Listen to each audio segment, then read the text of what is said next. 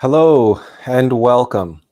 Welcome to another edition of Atlas Information Live. We are glad to have you with us today. And today, being that it is the 10th episode of Season 3 of Atlas Info Live, we thought we would take a moment to dedicate one of our live streams to the practical work of the spiritual path. And that's why in the background you see a bunch of brass tacks, because today we're getting down to the brass tacks. On our journey, we have no doubt visited many websites, read many books, listened to many gurus, observed many different practices, many different tricks and tactics and strategies to so-called advance our spiritual progress. And these can include everything from hatha yoga to crystals to incense to Native American traditions of sweat lodges. We might have gone and visited a shaman. We might have partaken in so-called ecstatic dance. There are innumerable so-called spiritual, esoteric, and or occult practices, things that we can spend our time and energy and effort on, with the hopes that somehow these activities are deepening our connection to our innermost being, furthering our progress along the path of initiation. If we even think about it in those terms. Many people on the spiritual path don't even know anything about initiation. They believe that they are already immortal, that they chose to be here, that they are naturally and spontaneously advancing. And as we discussed in the last 2 weeks, if they are a light worker, it's possible that their experience very much reflects that. But that doesn't preclude their continuing their efforts in genuine practices that return real progress.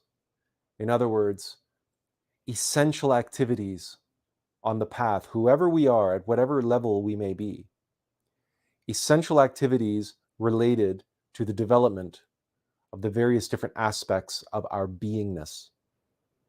Because after all, we are multidimensional beings. We may be here in a physical body, but that does not mean that the sum totality of our being is here in the physical plane. And so if we are talking about our level of being and advancing our progress along the line of being, then we must consider the totality of our being, all of our selves on all the different levels of reality, of incarnation, of our multidimensional selves. And if we want to make real, genuine progress, then we must recognize that in each level of reality, in each dimension, there is a body related to that dimension. And in fact, it even goes beyond that. In some dimensions, there are multiple bodies to consider. And just like the physical body, if we do not exercise those metaphysical bodies, then they will not necessarily fall into disrepair. That's not an accurate way to describe their fate if they are neglected. But certainly, they do not strengthen, they do not develop they atrophy, just like any muscle in the physical body, or just like any ability that we may have. We must practice it. We must exercise it. We must subject it to a measured amount of strenuous activity, just as if we were lifting weights in the gym or doing laps in the pool or running kilometers or any type of activity, chopping wood, shadow boxing, skipping rope, whatever it is that we do to develop our cardiovascular fitness and our muscular fitness, and indeed our skills. So practicing, hitting tennis balls or shooting hoops or hitting baseballs or whatever it is that is required of us to develop and hone our skills, our abilities, and our strength and endurance, our constitution in the physical body. So too, we must comprehend that the spiritual journey requires the development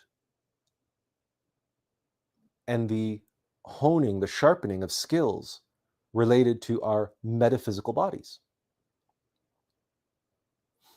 No one can become an elite athlete without exercise, without practice.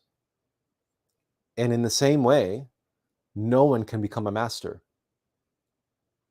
without practice, without exercise of the metaphysical vehicles, the development of the occult vessels, the esoteric vessels, the higher dimension, supradimensional vessels that we refer to as the human soul, the monad, and many names related to our higher selves. So, on that basis, we can approach today's topic with a general framework for the understanding of what constitutes essential spirituality and essential spiritual practices. We see that we have some comments. Moon Azabi says good day and hello. Tarkuma says hi. Hello, everyone. If anyone is interested in popping on and joining into a discussion, there is the link to do so. So we can begin then this exploration by turning to the Bhagavad Gita. In the Bhagavad Gita, we are essentially given this framework that we are referring to. And the four aspects, as they are named in the Bhagavad Gita, the first one is referred to as karma yoga and relates to the path of work, of service and sacrifice related to the body. This, on the surface, may seem like service to others, and indeed it is. It's service and sacrifice for the sake of others. It is the expending of our energy, of our effort, of our time for the sake of others. We are paying our karma by giving of ourselves unto others. And we are gaining karmic credits, if you want to think of it in those terms. We are making an investment in ourselves by giving to others. It's why in the Bible we have the expression, it is in giving that we receive. And do unto others as you would have done unto you. That's the golden rule, Jesus's golden rule. And that is a very beautiful expression of the law of karma. and you get what you receive, right? We all know that intuitively. You get what you give.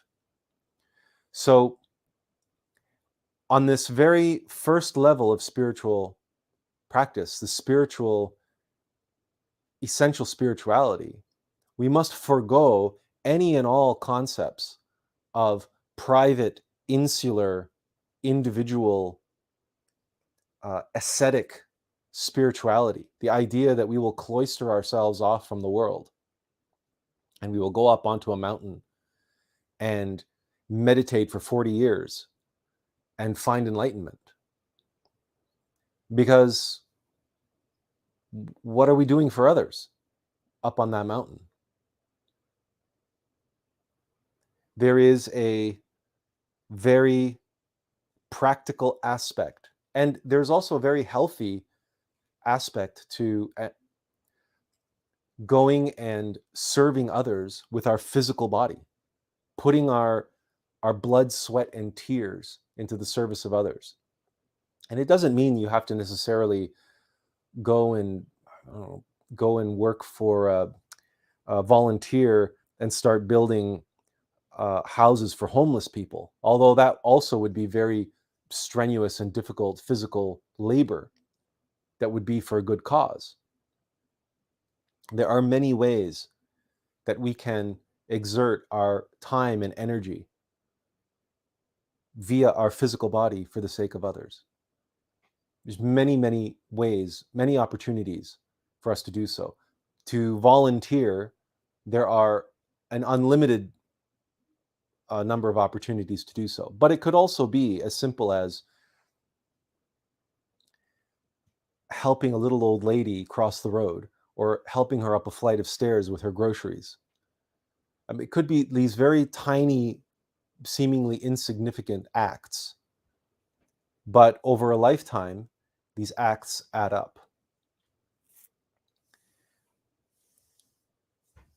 And then, of course, if we are good at something, if we are skilled at something, we have knowledge, we have the capacity to share that with others and assist them in becoming more knowledgeable or to help them in some capacity. This, of course, falls into line. Because teaching, although it doesn't appear to be a very physical, strenuous activity, nonetheless, it involves time and involves effort. And if what we're preparing requires preparation, then for all of those reasons, that too is a service. And in fact, if we are sharing the teachings with others, then that is one of the best or highest levels of service that we can offer to others. Because healing people, healing their physical body or helping them in some physical way, helping their worldly affairs in some capacity, these are all good. This is all good. Helping alleviate their suffering or helping them cope better with suffering. This is all good. Helping them with psychology, listening to them when they need someone to listen to, guiding them, helping them overcome an addiction they might have or some other issue. This is all wonderful service that we can provide others.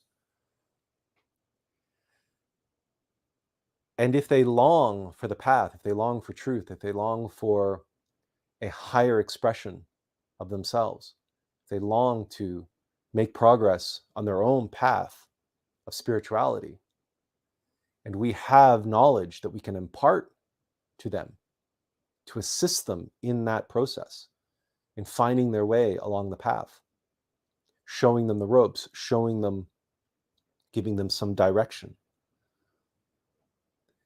then this, of course, is most beneficial and of tremendous value in terms of service to others. But not all of us are meant to do that kind of work and that kind of teaching. But somewhere along the spectrum, we all have talents and abilities. We all have skills. We all have physical bodies. We all have some amount of time. And we all have energy to one degree or another. And all of us, if we are paying attention, we will see opportunities present themselves to be of service to others, to sacrifice, and to work for the sake of others. And in many ways, if we are doing what we love to do, if we're following our passion, if we're following our vocation, our purpose in life, even, to be a baker, to be a plumber, to be, whatever it is that we are doing.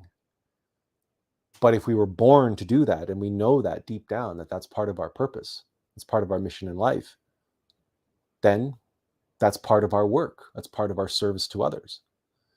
But the point is, when it comes to this first aspect, this karma yoga, this first aspect of the spiritual path, we must recognize that the essence and the core of spirituality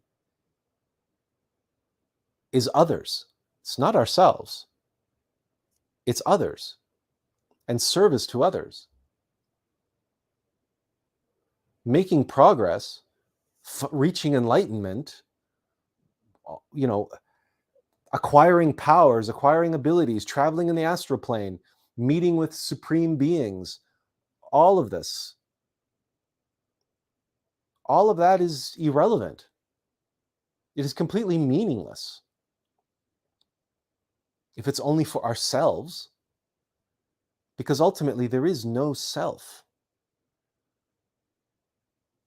All of that attainment, all of those advancing of levels come solely for the purpose of making us more adept, more capable, more filled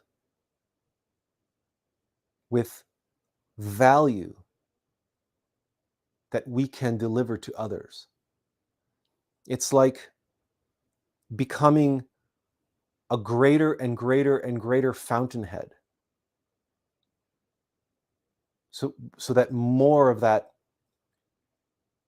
eternal spring may flow through us into the world and quench the thirst of many, many, many more people around us.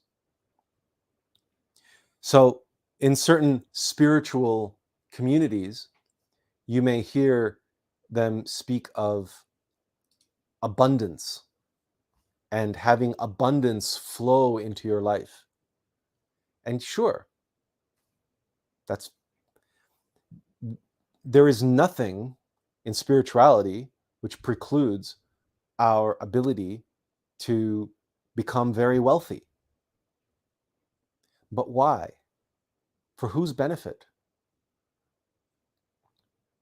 Studies have shown, and when we say studies have shown, we mean psychological, sociological, secular, scientific studies have shown time and again that once people's basic needs are met, anything over and above that makes absolutely zero contribution to their quotient of happiness.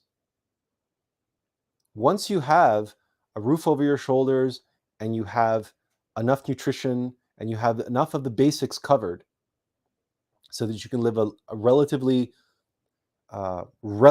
comfortable life.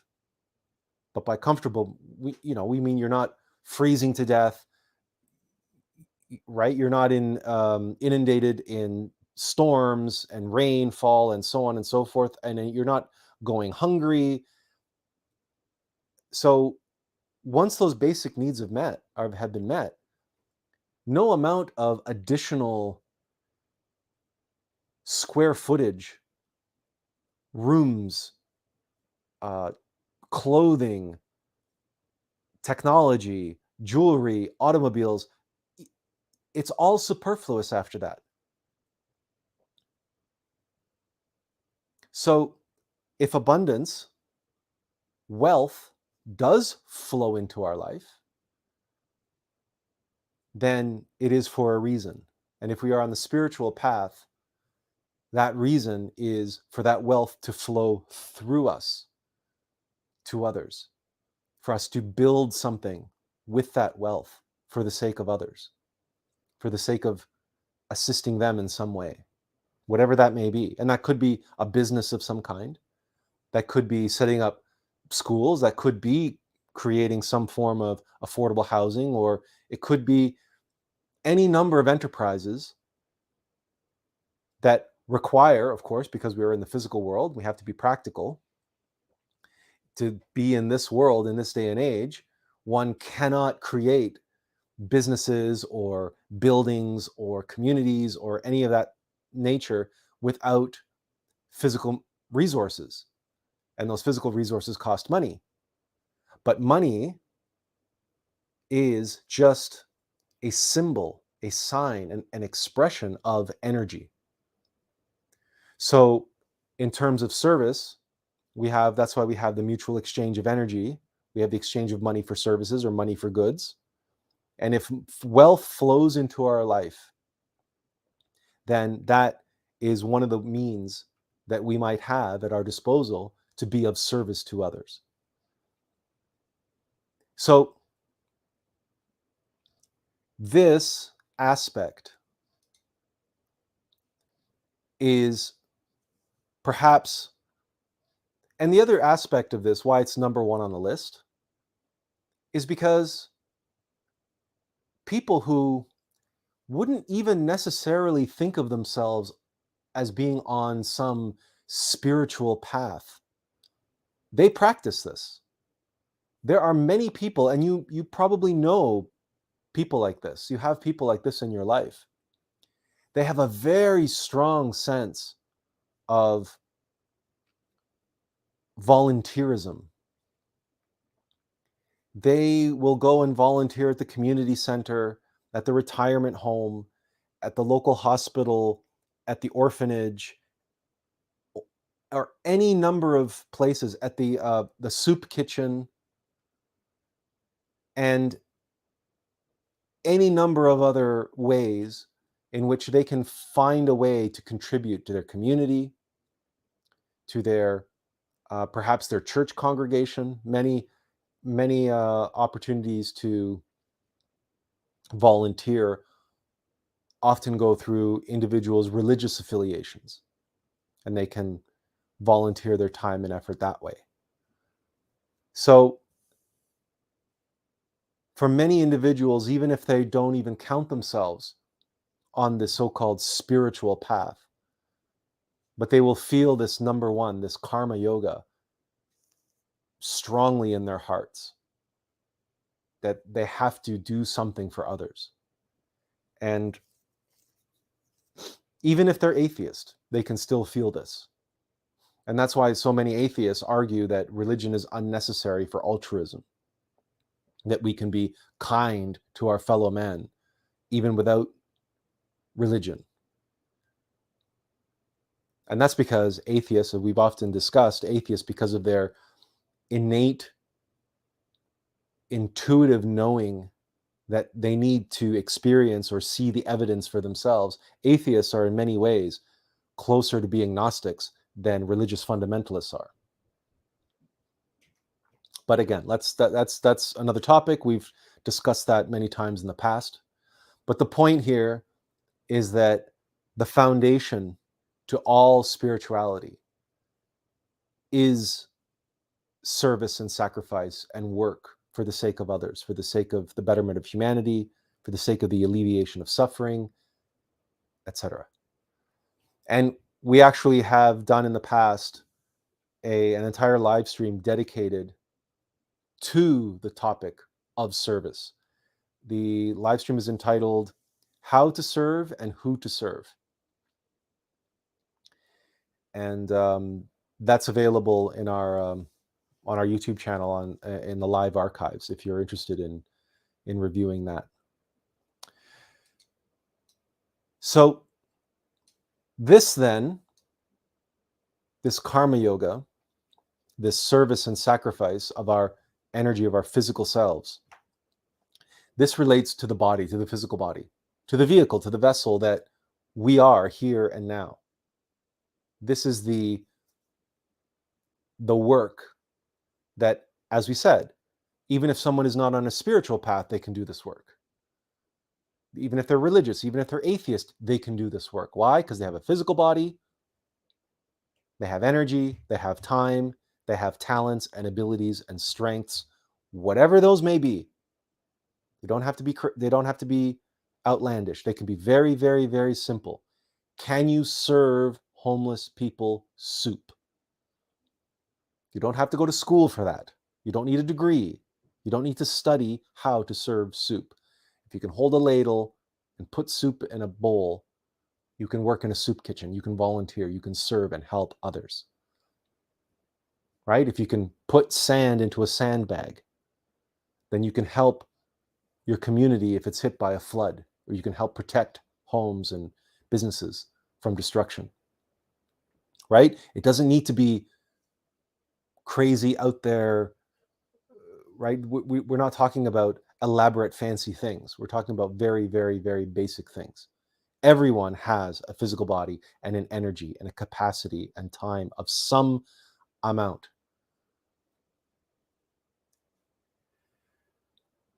And all of this relates to the physical body. The second item here, Bhakti Yoga, the path of devotion, and it's related to the heart. Now, by the heart, we're not referring to the physical heart, clearly. But the heart chakra, the heart center, is the center from which emanates the force of love. And the development of that center is what gives us the capacity for devotion, the capacity for dedication, for passion, and access to the superior heart center, the superior emotions. Because, of course, we have an emotional body, and the emotional body, for most of us, is lunar. Most of the emotions that we are most familiar with are negative. So we all know fear, anxiety, depression, anger, frustration, angst. I mean, there's loneliness.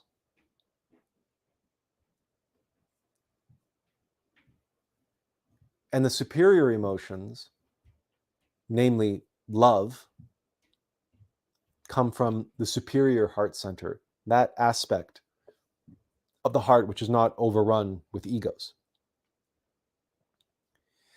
Now, in this day and age, unfortunately,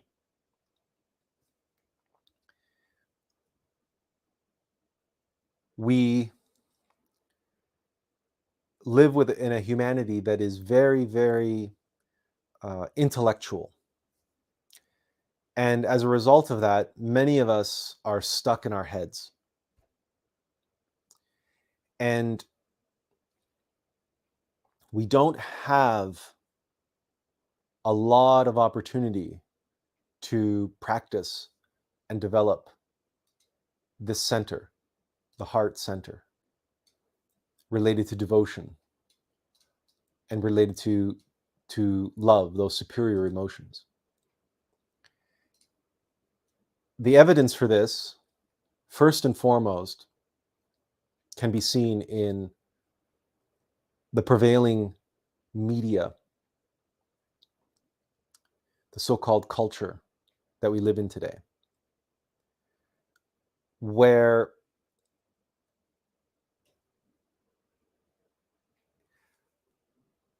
either the intellect is being stimulated or the physical body is being stimulated, but the lower centers of the physical body, namely the sexual centers, So, for example, rap music or house music or that so-called dance music,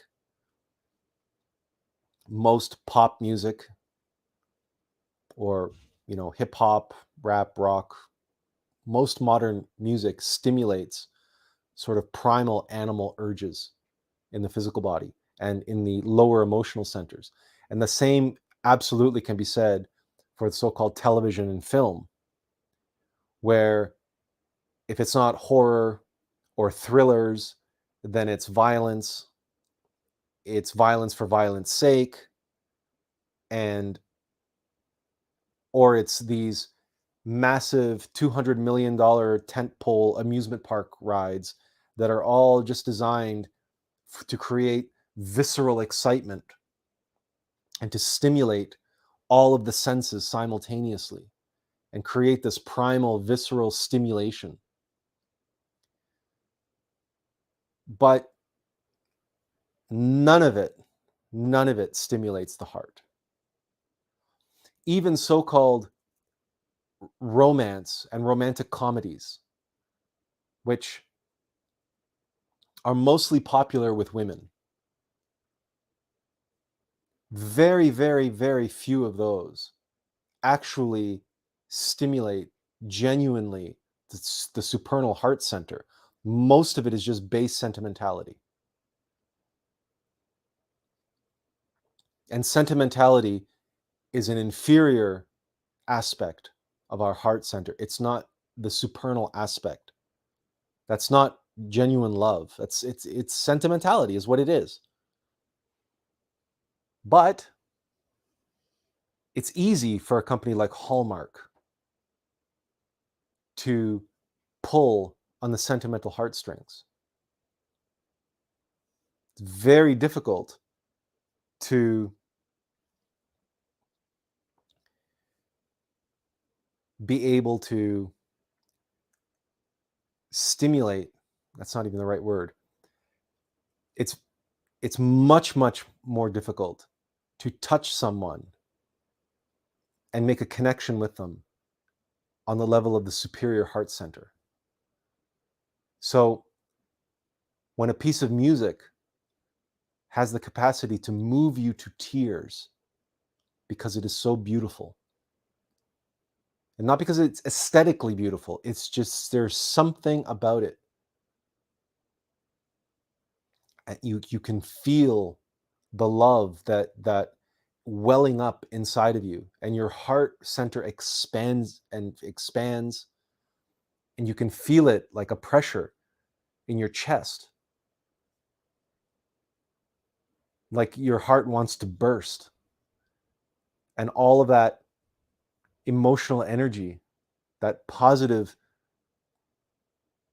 energetic force ends up overwhelming us, and we have no choice but to cry tears of joy, because what we are observing, what we are partaking in, what we are experiencing is just so beautiful. It's a timeless universal beauty. And as we know from the poem Ode on a Grecian Urn by John Keats, in the final two lines of that poem, he says, "Beauty is truth, and truth beauty." That is all you can know in life and all you need to know. But unfortunately, there's very, very few opportunities for us in modern society to exercise and feel that kind of connection to our culture, to our music, to our films. That's one of the reasons why it is advantageous to listen to Mozart or Beethoven,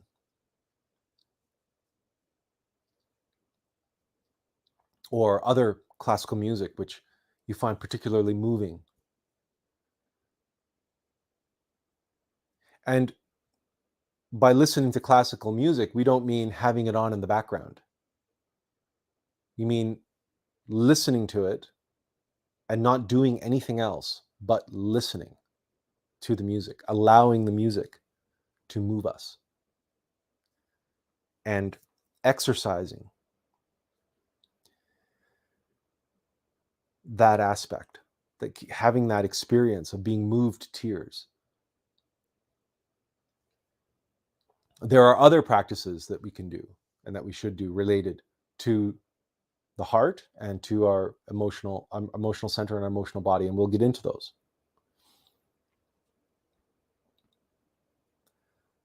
But it's just important to note how, in general, how atrophied our supernal heart center is in this day and age.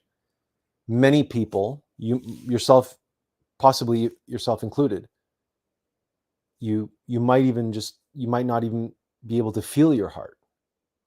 You might just feel a kind of malaise or kind of numbness there.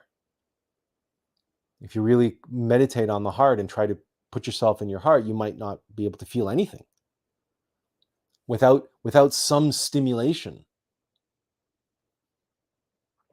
And that sense of devotion, that sense of love, the devotion towards ourself, the devotion towards others, the devotion toward the spiritual path itself, really is something that should always be there. We should always be able to feel that as an ever-present companion on the path. That passionate drive, that fire that's moving us forward through thick and thin, guiding us through whatever storms cross our path.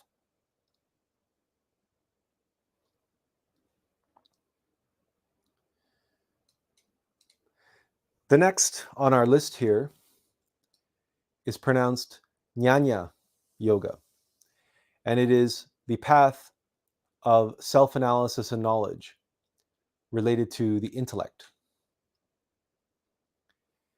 Now, speaking of intellect, here's our friend Basil joining us. Hello, how are you today? Hello. Yeah, I'm okay. How are you? Oh, can't complain. Speaking of physical service and sacrifice, I spent 2 hours shoveling snow yesterday, so I'm a little sore from that. But Yeah. we had 25 centimeters of very wet and heavy snowfall here. So, but that's so-called springtime in Canada. So Yeah, it's quite cold here still as well. cold, not cold. It's a plus 3 degrees today. Okay. So it's not cold at all. But that's the problem. When snow falls and it's like hovering at that 0 or 1 Yeah. degree, then it's the snow. It's wet and heavy, and it's a real workout to move around. Yeah. So yeah, the path of self-analysis and knowledge related to the intellect. Now, this can be a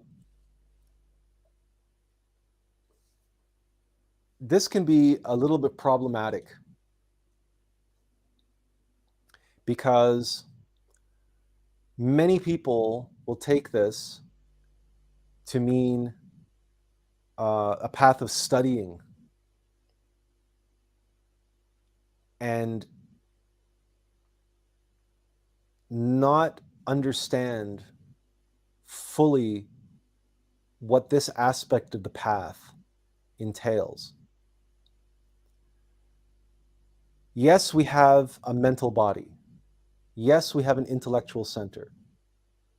And the mind, as we have said in different ways, but including in our recent video,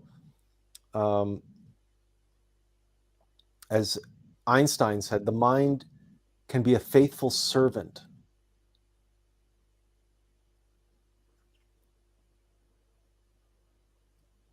Jnana Yoga, the path related to the mind,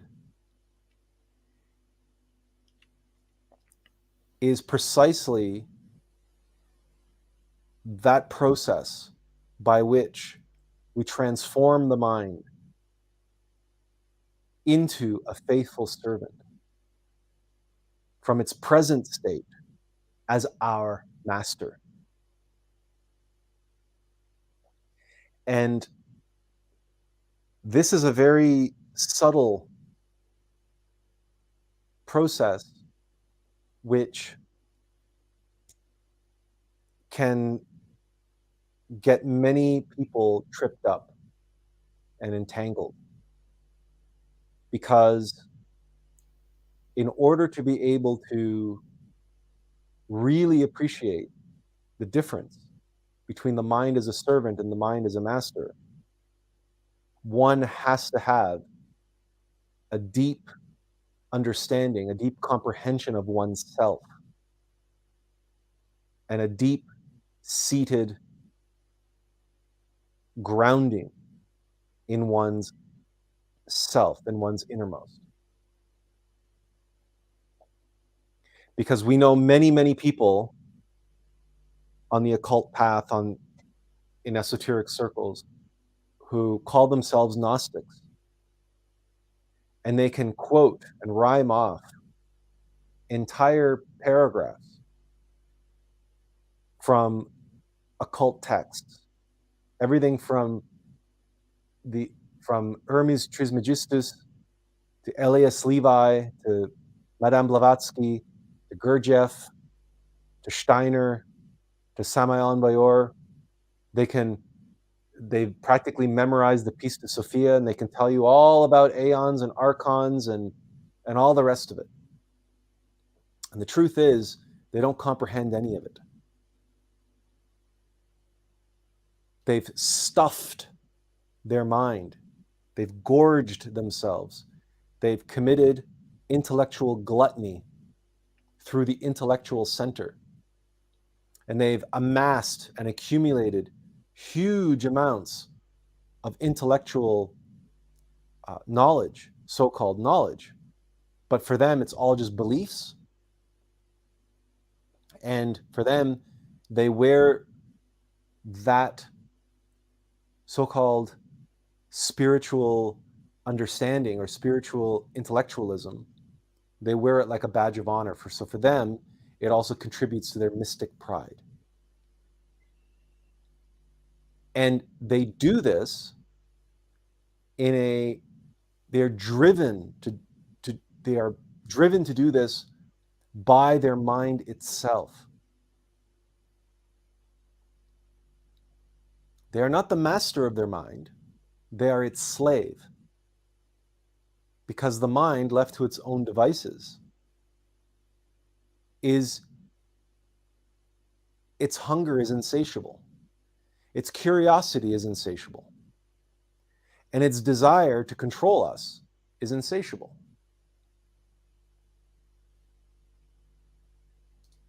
Oh, sorry, there you go. That's absolutely not on the screen. Yeah, no problem.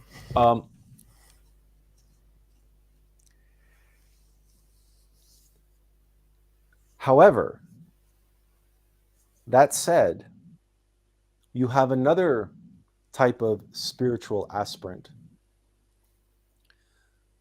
who may hear what we just said about intellectualism and how gnosis is not intellectualism, gnosis is experiential knowledge. And these people, they call themselves mystics. And they say, I don't need to read anything. I don't need to study anything. I'm a mystic, and I can get all the answers from myself, from my own innermost.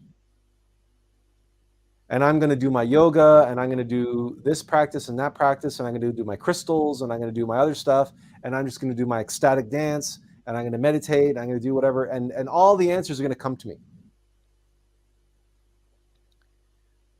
That's someone who is avoiding and allowing their intellectual center, their mental center, to atrophy. There is a balance to be had here. Because many, many mystics have a tragically incorrect interpretation of their experiences. Because again, if you don't put your mind in its place, if you don't actively work with your mind as a servant, as your servant, your mind seeks to master you, and it will feed you all sorts of information. And you will have some kind of mystical experience, and the first thing your mind will say is, you see, there you go, you're an enlightened master. And you'll say, oh, I must be an enlightened master. And nothing could be further from the truth. But if you observe your mind, and you listen to the bullshit that it feeds you, and the mind will often tell you what you want to hear. Yeah. So both of these extremes, okay, relate to an overindulgence of intellect and a complete neglect and avoidance of intellect. And in either case, you end up at the mercy of your intellect.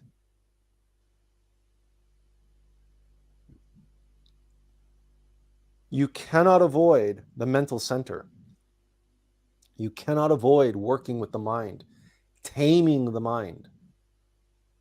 And we all know, and this doesn't necessarily, we're not just talking about in meditation learning how to quiet the mind.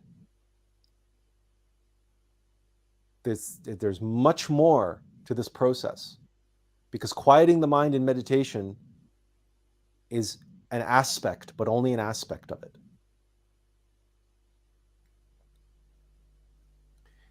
But what we point out here, the path of self-analysis and knowledge, right, related to the intellect.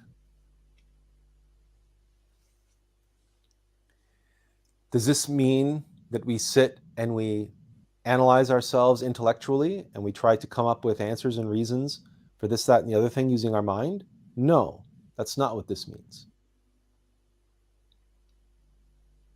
But what it does mean is, if your mind has been trained to serve you and you know how to effectively use your mind,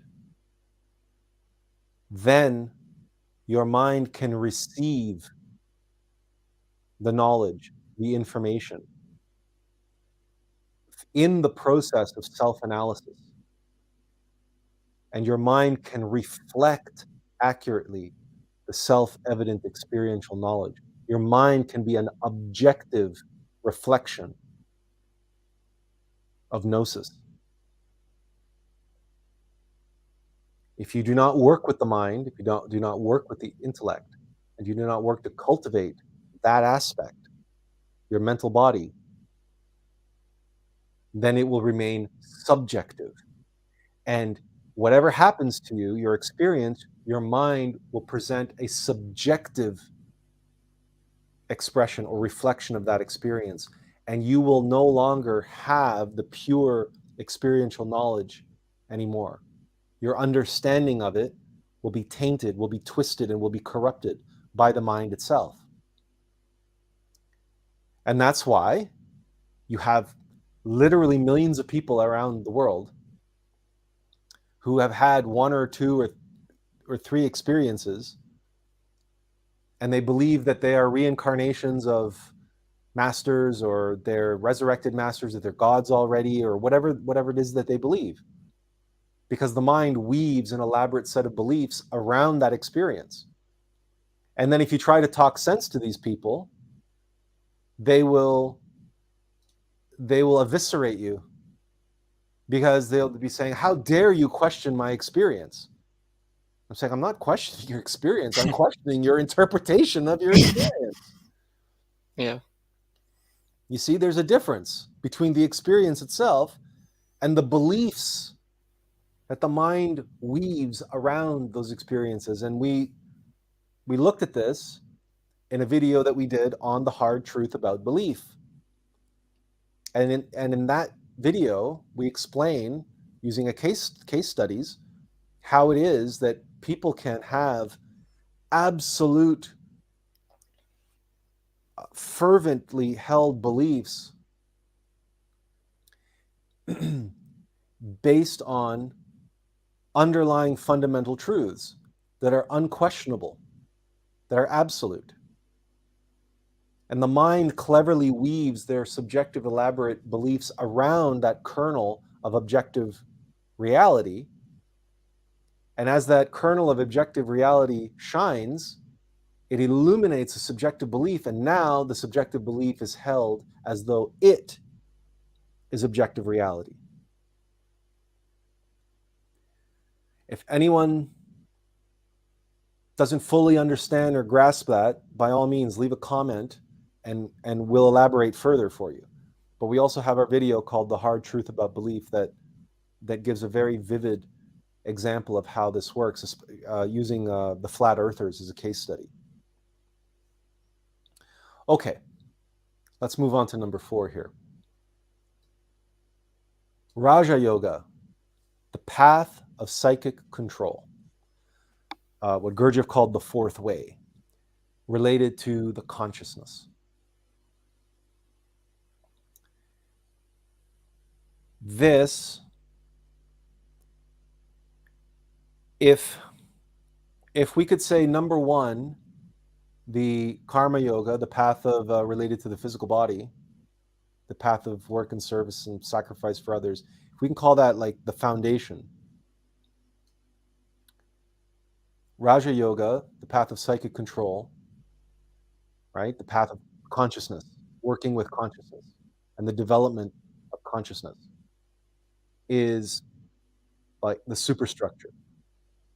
And the emotions and the mind are like 2 pillars.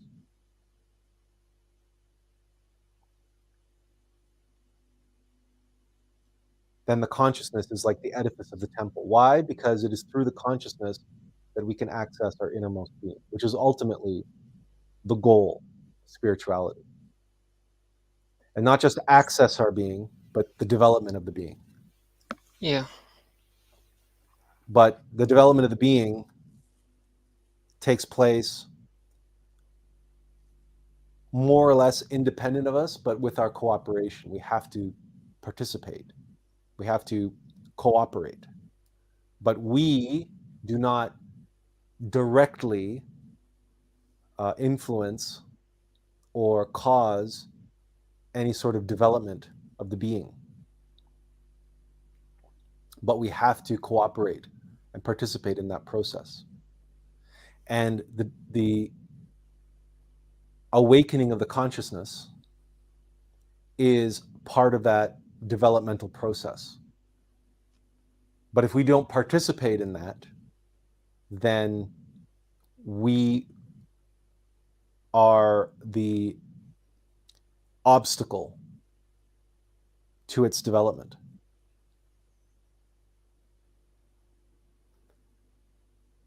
Let's try to put that in a practical example. We all have egos, not just one ego, but many egos. Fear, lust, greed, pride, gluttony, etc., etc.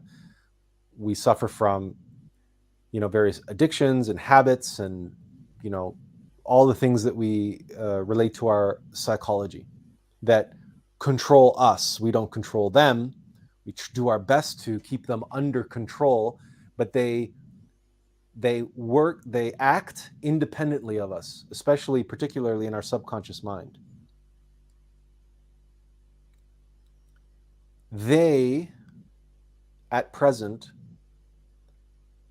have our consciousness, bits of our consciousness, trapped inside of them.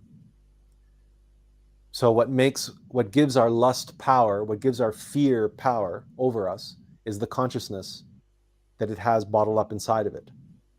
so that our consciousness at any given moment, when fear rises to the pinnacle of control within our psyche, then our consciousness is filtered through fear, and everything we perceive is filtered through that fear. So we no longer have an objective view of reality. It is subjective. We are subjected to fear. And as fear subjects us to its whim, to its artificial intelligence mechanical programming, so our energy and our efforts and our thoughts and our emotions all reflect that ego of fear.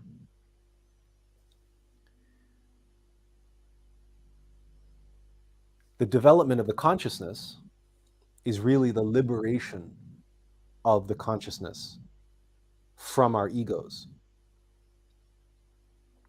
And to do so, we have to work with our free consciousness that we have available to us. If we do not work on ourselves, if we do not observe and work with our free consciousness and observe the consciousness that's bottled up inside of our egos, if we do not study and analyze and comprehend and eliminate those egos, then we cannot liberate the consciousness that's bottled up inside of them. And the consciousness cannot develop. And if the consciousness cannot develop, our being cannot advance. Because in terms of the spiritual process and us becoming, quote, more connected to or more aware of our being, it's becoming more self-aware, becoming more aware of our self with a capital S. And that awareness is a mathematical quotient. It's a function of how much free consciousness we have to work with.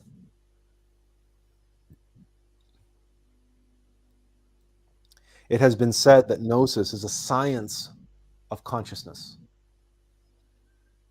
Everything else is academic if we don't do number 4 and number 1. Because the other aspect of gnosis is, in terms of the development of the being, is acquiring initiations, which you and I don't acquire them, but our innermost being gains initiations. And they relate to the level or the advancement or the development of our being. Those only come if we have the karmic credits to acquire them.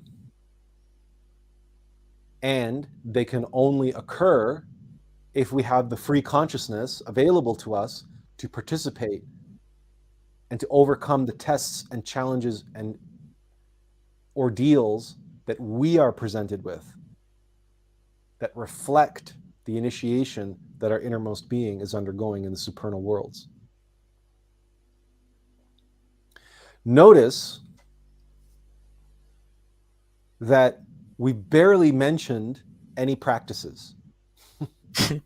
Okay? We've spent an hour just going over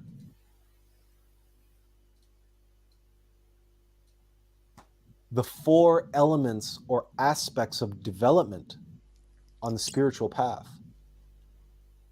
And frankly, there's kind of a 5th element here, which is sort of, it's not missing, it's implicit. And we will get to that just momentarily. But we did speak in number 1, we talked about energy, right? We talked about our time and our effort and our energy. So if we were to map these 4 onto the tree of life, which I probably should have pulled up here.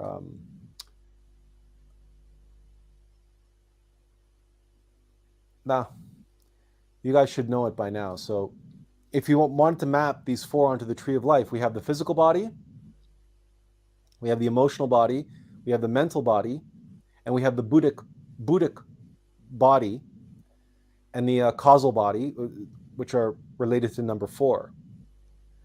But what's not directly addressed in these numbers 1 to 4 is the etheric body or the vital body. That's the 4th dimension. That's the body of chi, of prana. That's the sexual force.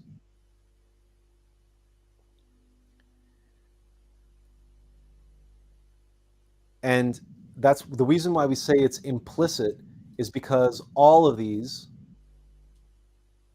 utilize prana on different levels, because ultimately all of these different bodies, the emotions, the intellect, the physical body, the consciousness, ultimately it's all prana. It's all prana vibrating at different levels. It's all, that's prana, or the akash is the actual, the body of the Divine Mother.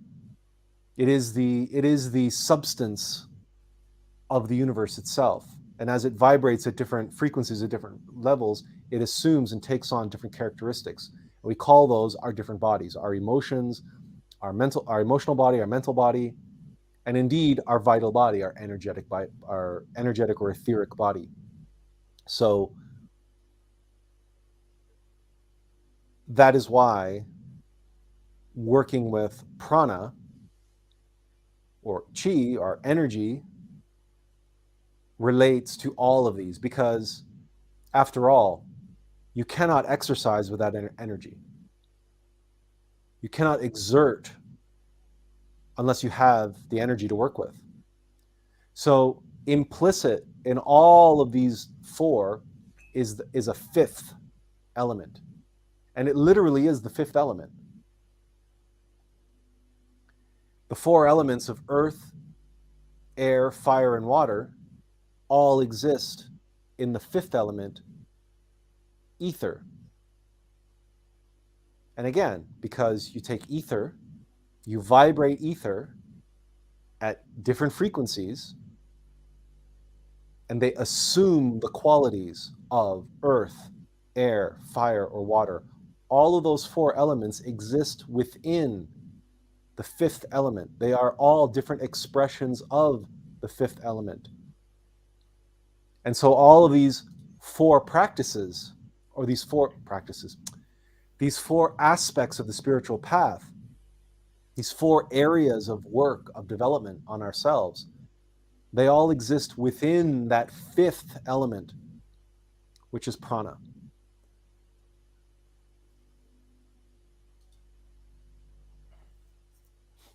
So, physical body. So, in that sense, when we talk about the physical body, we also mean the vital body, because the vital body is the foundation of the physical body. And when we exert energy, and when we do any practice of any kind, whether it's in the emotional body or the mental body or the consciousness or the physical body, if we are doing that with devotion and we are doing that with love for the spiritual path, we're doing it for the sake of others, we are harnessing and using prana, that energy, our creative energy, the sexual force, and we are doing it for the sake of others, for the sake of our development, for the sake of the Christ, for the sake of our path, for the sake of the end of suffering of all beings. That automatically makes all of those practices also working with our prana, our energy, our individual Divine Mother.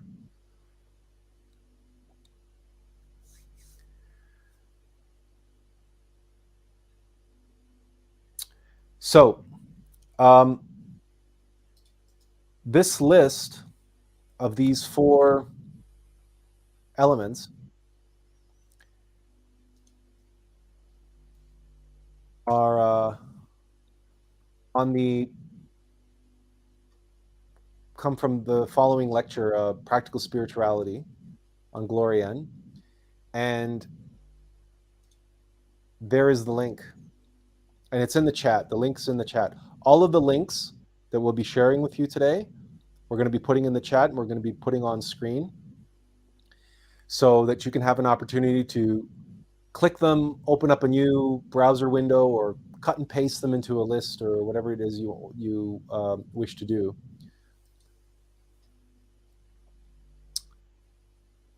And we remind you, just in case, that when they talk about the yoga of awakening, they're not talking about hatha yoga here. Yoga comes from the Sanskrit word yug, which means to bind together. In other words, union with divinity. That's what yoga means, to achieve union with divinity, union with our higher self and beyond. Like union with our innermost being and beyond, union with the being of beings, the cosmic Christ, the Logos. So, but to get there, it's a journey, right? It's steps. I think everybody on the spiritual path should understand, should know that it is a journey, that it Yeah. is a path. A path leads you somewhere, right? You don't take a path to nowhere. And although it's very clever that, philosophy for people to say, oh, it's not it's all about the journey, not the destination. And it's like, yeah, there's truth in that. It is all about the journey. You have to be here and now in the present moment, step by step on the journey. But at the end of the day, you're on that journey for a reason. Yeah. And that reason is a destination. So it's not an either or situation, it's both. And you don't throw the baby out with the bathwater just to be clever and philosophical and say, I'm on the path for the sake of being on the path. So you're just going around in circles forever? Yeah, we call that the wheel of samsara. That's called the wheel of suffering. What's the point of that? Spirituality is about getting off of that wheel, of taking the path that gets you off the wheel that takes you around and around. Because if it was all about the journey, then you could just stay on the wheel of samsara for eternity. And many do. And many do. And sure enough, their ego will rationalize for them how it's all about the journey. Well, okay. We have a couple comments here we should get out of the way. Let's see. Lux Custos, if we're pronouncing that correctly, says, Attlas, my dear brother, friend, and teacher, this timing of this lecture is indeed serendipitous, as this week I felt the need to ask you a question. Could you please share with us your day-to-day spiritual practice routine? No. No,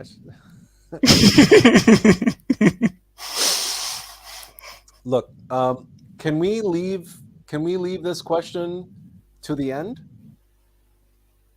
And then maybe we'll answer that in the course of because it doesn't make much sense to give it all away at the beginning, right? We wanted to go step by step. So we'll get to this at the end, but suffice it to say, we're a terrible Gnostic. So the whole reason why I said, can we share with you your day-to-day spiritual practice? It's because we're a terrible Gnostic. So don't follow our advice when it comes to our daily practice, because we oftentimes suffer from low energy and depression and other things that really makes it hell for us to try to keep on a so-called daily practice and stick to it. And for that matter, we would tell you, try to be charitable with yourself. It doesn't mean give in to laziness. That's not, because it's very, very, very easy for us to say, oh, I don't feel like meditating this morning. But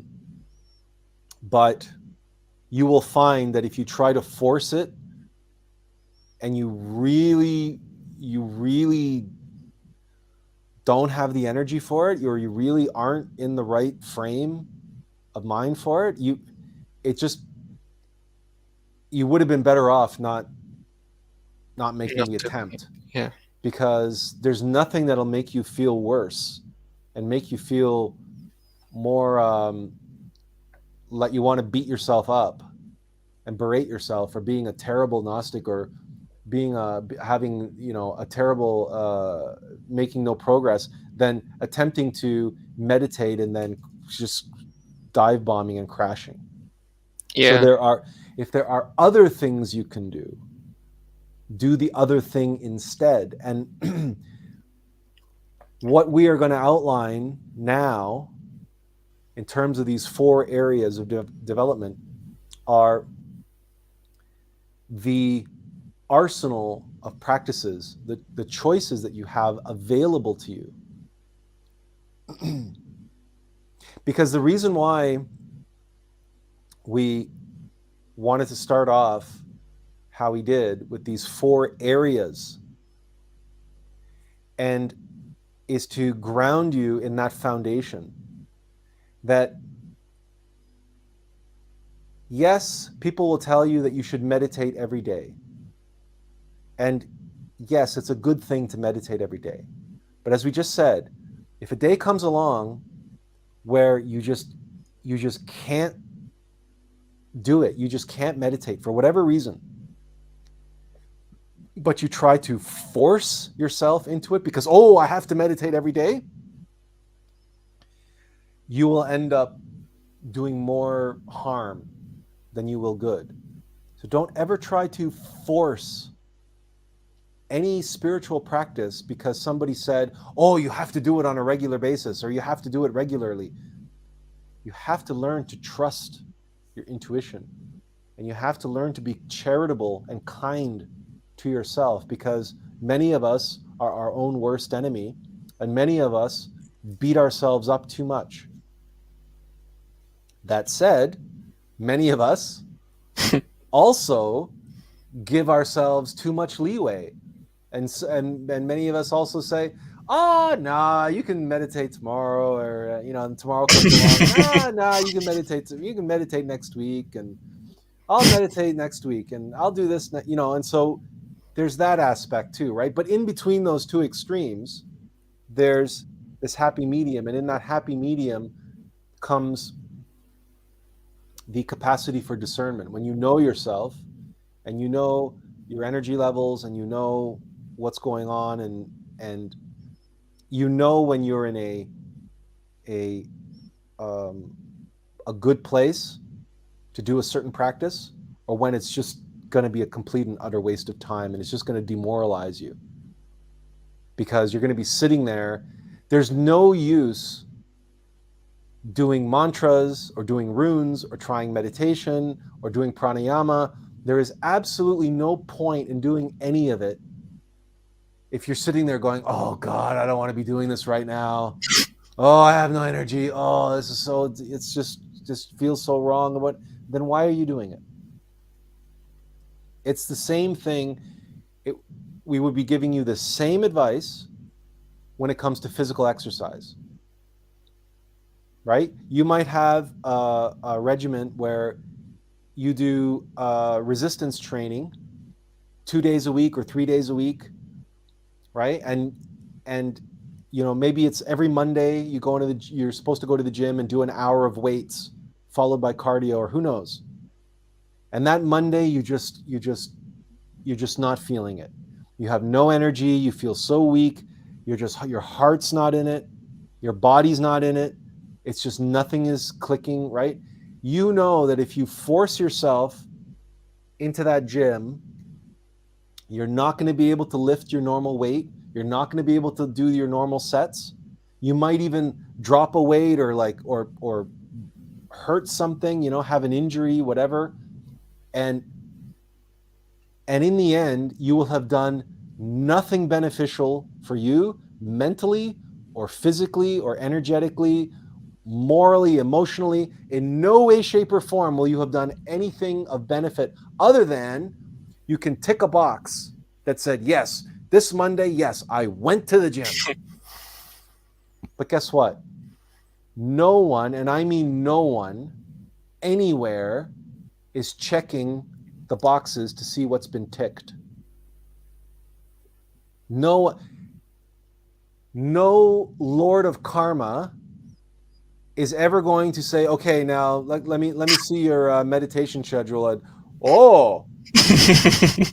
Monday, March 7th, 2023. You skipped that day. Oh well, it's another lifetime for you, right? It's never going to happen, right? And we can laugh about it because it's so ridiculous. Yeah. And yet we know ourselves. We've been there. I've been there, berating myself, beating myself up, going, "Oh God, you're such a bad Gnostic. You can't meditate." Blah blah blah blah. Right? I've been there. I've done that, and I've also done the doing spiritual practices dogmatically, fanatically, every single day, trying to go longer and longer and longer into meditation. And if you are not a seasoned meditator, if you try to meditate 2 hours a day, 7 days a week, you will burn yourself out. You will burn yourself out in any of these practices. Just like if you've never been to the gym and all of a sudden you decide, I'm going to get in shape this year. And every day you start going to the gym and you start pressing heavy weights and doing crazy cardio and spin classes and everything else. By the end of the week, you're going to be collapsed on the floor. You're not going to be able to do anything. You're not going to be able to make yourself a protein shake, let alone go to the gym. And you're going to be demoralized. All of that enthusiasm and energy is just going to get sucked out of you. And they call it, the technical term for that is overtraining. Well, if it's possible to overtrain your physical body, rest assured it is possible to do too much spiritual activity. I don't care what anybody says about, no, that's not true. You can never meditate too much. No, yes, you can. Yes, you can meditate too much. Meditate too much for you right now at your level. Or do too much mantra, or do too much pranayama, or certainly do too much sexual alchemy, especially sexual alchemy. You can do too much. Because remember, all of the practices we do use energy. And energy comes in a finite supply. Forget what you believe or what you've been told or what you've read or what you've heard about unlimited abundance and unlimited energy and spiritual this and spiritual that and raising your vibration and tapping into infinite energy and all of that nonsense. No, it's not like that. We are not at that level yet. You are not a sun and I am not a star. We do not have constant access to the unlimited energy of the Logos. We simply do not. We have to work with the energy that we have available to us. And to that end, having a good diet and good physical activity and a balance between our physical and spiritual activity and a good, balanced, healthy diet, which includes ample amounts of those foods that give us the right kind of energy, is all very important.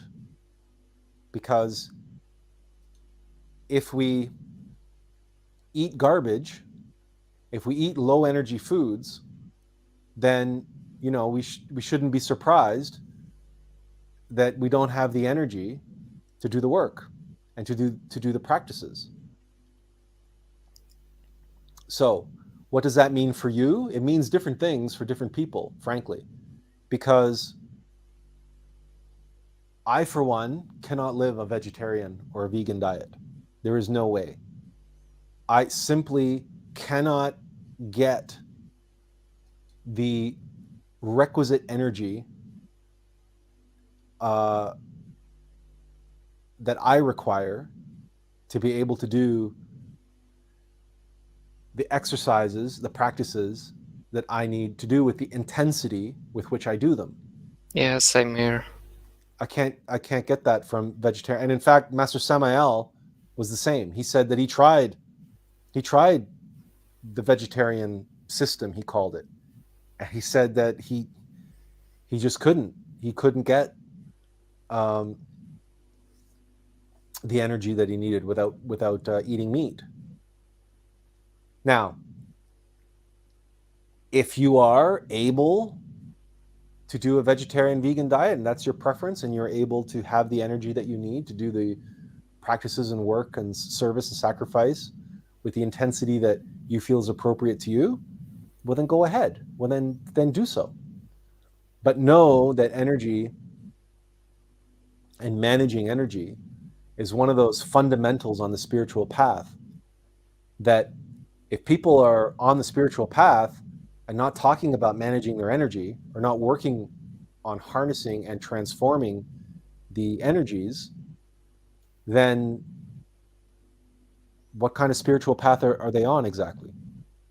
Then their spiritual path is all in their head. It's all just belief. It's all just another religion, a new age religion. Because while we can say that gnosis is a science of consciousness, it is also a practical application and transmutation of energies. Because consciousness, being the fourth way, everything that we do in gnosis, we have to work with free consciousness in order to be able to experience and extract experiential knowledge. Gnosis, that's what gnosis is. Without consciousness, you cannot acquire gnosis. Because you can't, as we said, you can't get gnosis from a book. You can't just study gnosis and stuff your head and stuff your intellect full of gnosis. And you also can't just pray and fill your heart with devotion and fill your heart with gnosis. I love gnosis, and I love Master Samael, and I love all the angels, and I love the masters, and I love this, and I love that, and try to fill your heart with this sentimentality. No, you have to acquire through experience using the science of consciousness. But all that takes energy, and all the practices around that require the practical application and transformation of energy. Still, because we're talking about energy and we want to talk about it on very practical ways today, there is a course on Glorianne called Healthy Spirituality. And again, we can say that this relates to number one, okay? Taking care of the body and understanding that energy relates to the body, right? The foundation of the body is the etheric body, the vital body, that relates to the physical body. And so there is a course, how to take care of your body for spiritual growth. It's called Healthy Spirituality, and the link to this course is in the description, it's in the chat, and it's there on screen. So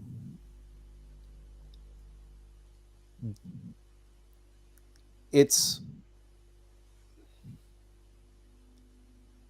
perhaps ironic, or I don't know what the right word is, for us to be talking about, taking care of your body, physical exercise, diet, don't eat garbage. But this is essential to the spiritual path. Your vessel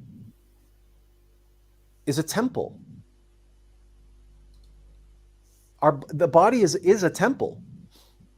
And you want your body to have its proper upkeep. And if you visualize the spiritual path, or relate or comprehend the spiritual path as bringing the spirit, the essence, your being, into the world, into this vessel, then imagine inviting the Dalai Lama or some figure that you revere into your home. right? Would you allow that to take place if your home is decrepit and run down and dirty and dusty and unclean? Or would you make every effort to make your home as hospitable and beautiful and clean and inviting and welcoming, so that that revered guest of honor that is coming to stay in your home, that you are reflecting the reverence and the respect and the love that you have for that individual who is honoring you and your home with their presence.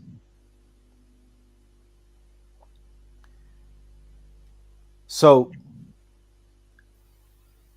we've discussed this in the past as well, that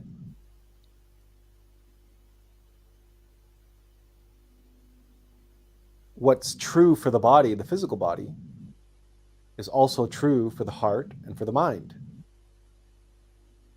So if you are not comfortable putting garbage and putting poisons into your physical body, then stop putting garbage and poisons into your emotional body and into your mental body. Impressions are food. The music we listen to, the company we keep, the films or television we watch, video games, any number of books we read. Do we read trashy pulp fiction? Do we watch ultra-violent movies, violence for the sake of violence movies, or horror for the sake of horror, or any of these mindless, soulless, heartless, cash grab, garbage media that Hollywood churns out like a meat grinder? And do we sit and we allow all this stuff to fill our consciousness, to fill our, and it all goes right into our subconscious. In the same way that all the garbage that we eat goes right down, to our colon, because there's no nutrition in it. There's no nutrition.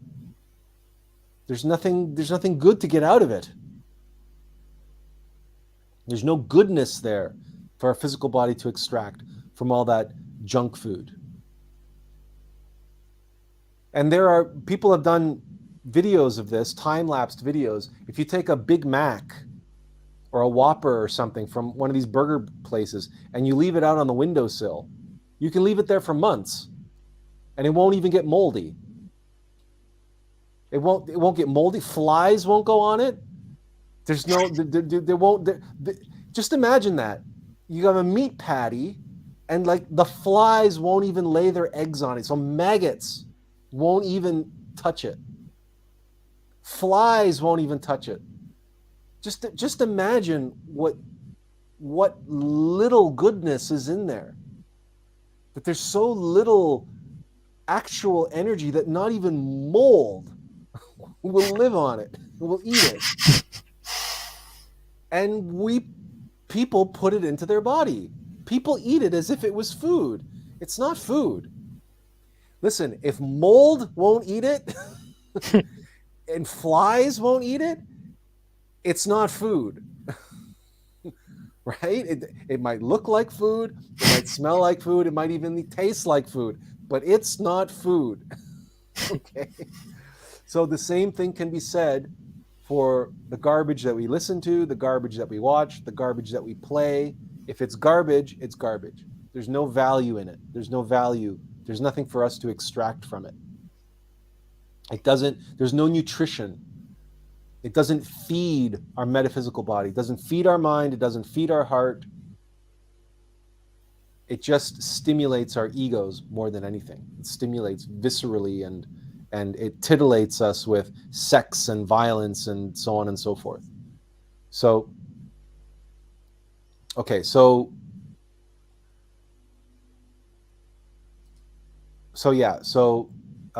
take care of your body for spiritual growth. So spiritual health is influenced by our physical body, our temple here on earth. Learn how to properly care for your temple and empower your spiritual growth.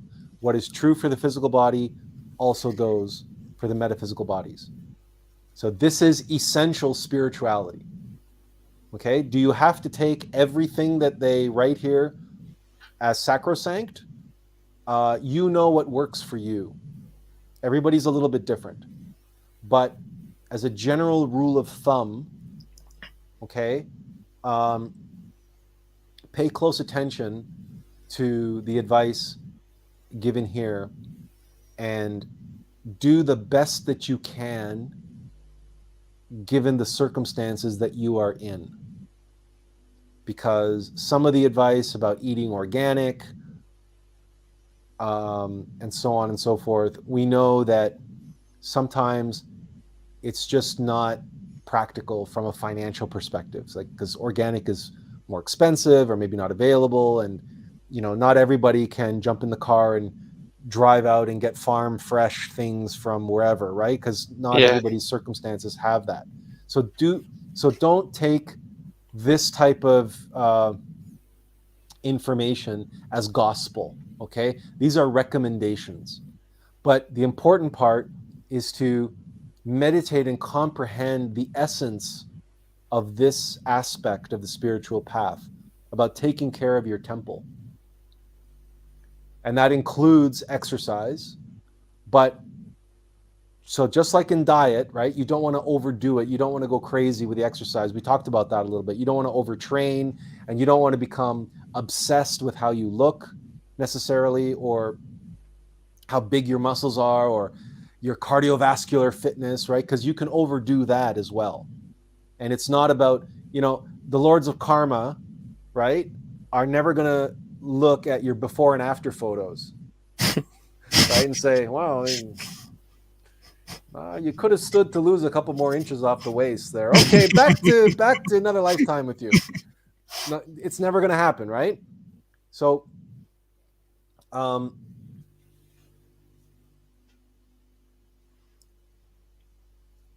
again, that balanced middle way.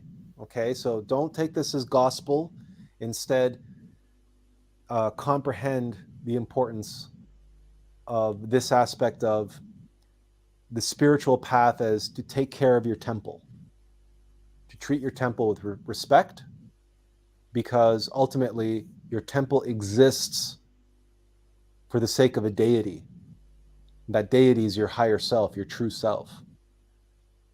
So if your vessel, your vehicle, if you're one of these people that like to wash your car and clean your car and vacuum your car so your car is nice and shiny and clean inside and out, you do that because you want to take pride of ownership, but you also, because people who come and maybe sit in the car, you don't want them to get grossed out. You want them to feel comfortable and nice. You have a nice, clean, shiny car. Just treat your body the same way that you would your car. Keep yourself clean and neat, and you don't have to overdo that either, right? You don't have to like put on makeup before you go out of the house every time, right? It's not about that.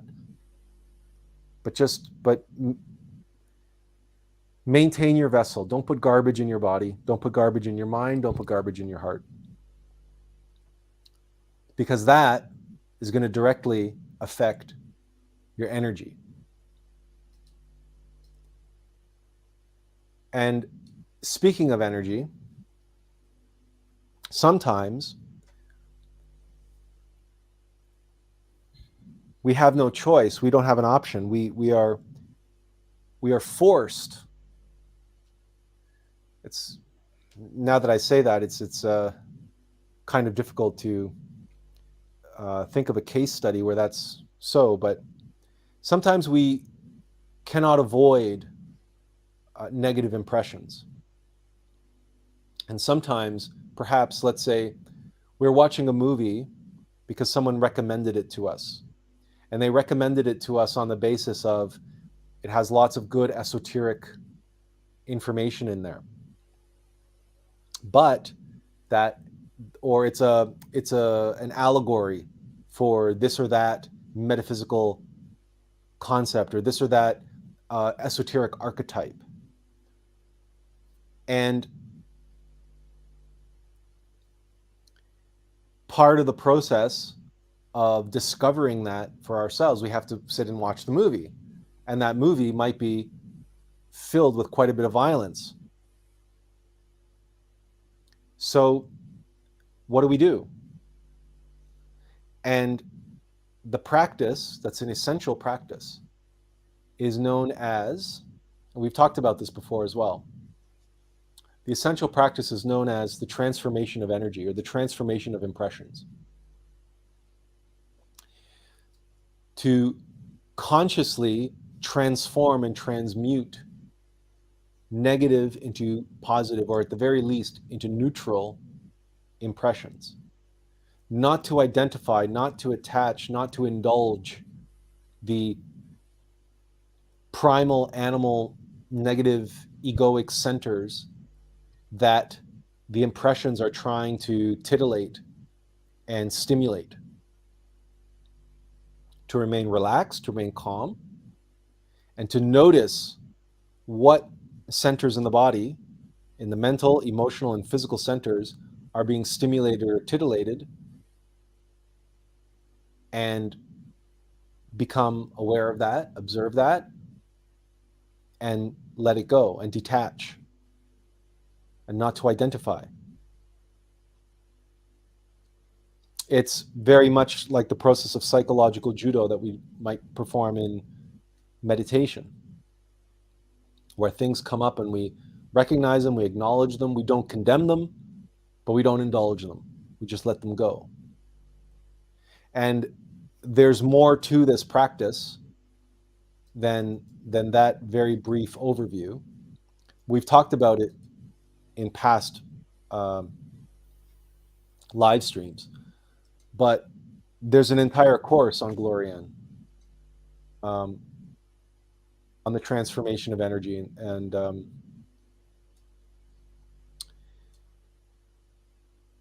and so there's no way that we can go over this material today with any sort of depth of this particular practice. But the basic fundamental precept of the transformation of life, the transformation of energy, the transformation of impressions, is to not go through life as a zombie or as a victim or as a sponge, where you are just absorbing whatever it is you are exposed to. So one of the ways that the Glorian, that Christian explains this, is think of the food that you eat. Again, bring it back to food. Imagine if you had no digestive system, or you have no acid in your stomach, and you have no probiotics in your gut. You have no gut flora, no gut fauna. So it didn't matter how much you ate. You could eat 24 hours a day and you would starve to death, because you are not digesting what you are eating. And you would waste away.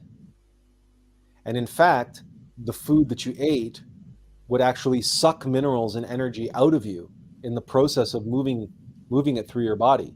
And you would waste away, and you would become, you would die. So the transformation of energy is the conscious digesting of impressions, the conscious digestion of impressions. Not to receive impressions mechanically, and not to receive them passively, but to receive them actively. Now, there's a caveat that comes with this. If you are not practiced with this, there are certain impressions which are very, very difficult to transform. So I'll give you an example. The most obvious, well, maybe not obvious to you, but one of the most difficult impressions to transform are impressions of sex, pornography, okay? Even if you are a well-versed and experienced transformer of impressions, and you've been doing this practice for decades, and you are able to watch violent movies, you are able to see disturbing images on the news, and none of these things affect you in a visceral, egoic way, but you are able to consciously transform those impressions and stay detached and digest and extract from the impression whatever knowledge, whatever value is there, whatever nutrition is there in what you are perceiving, whether it's music you're listening to or what have you. Even if you are well versed in this, it is all but impossible to transform the impressions of pornography. Why? Because there's nothing of value in pornography. Nothing. Zero.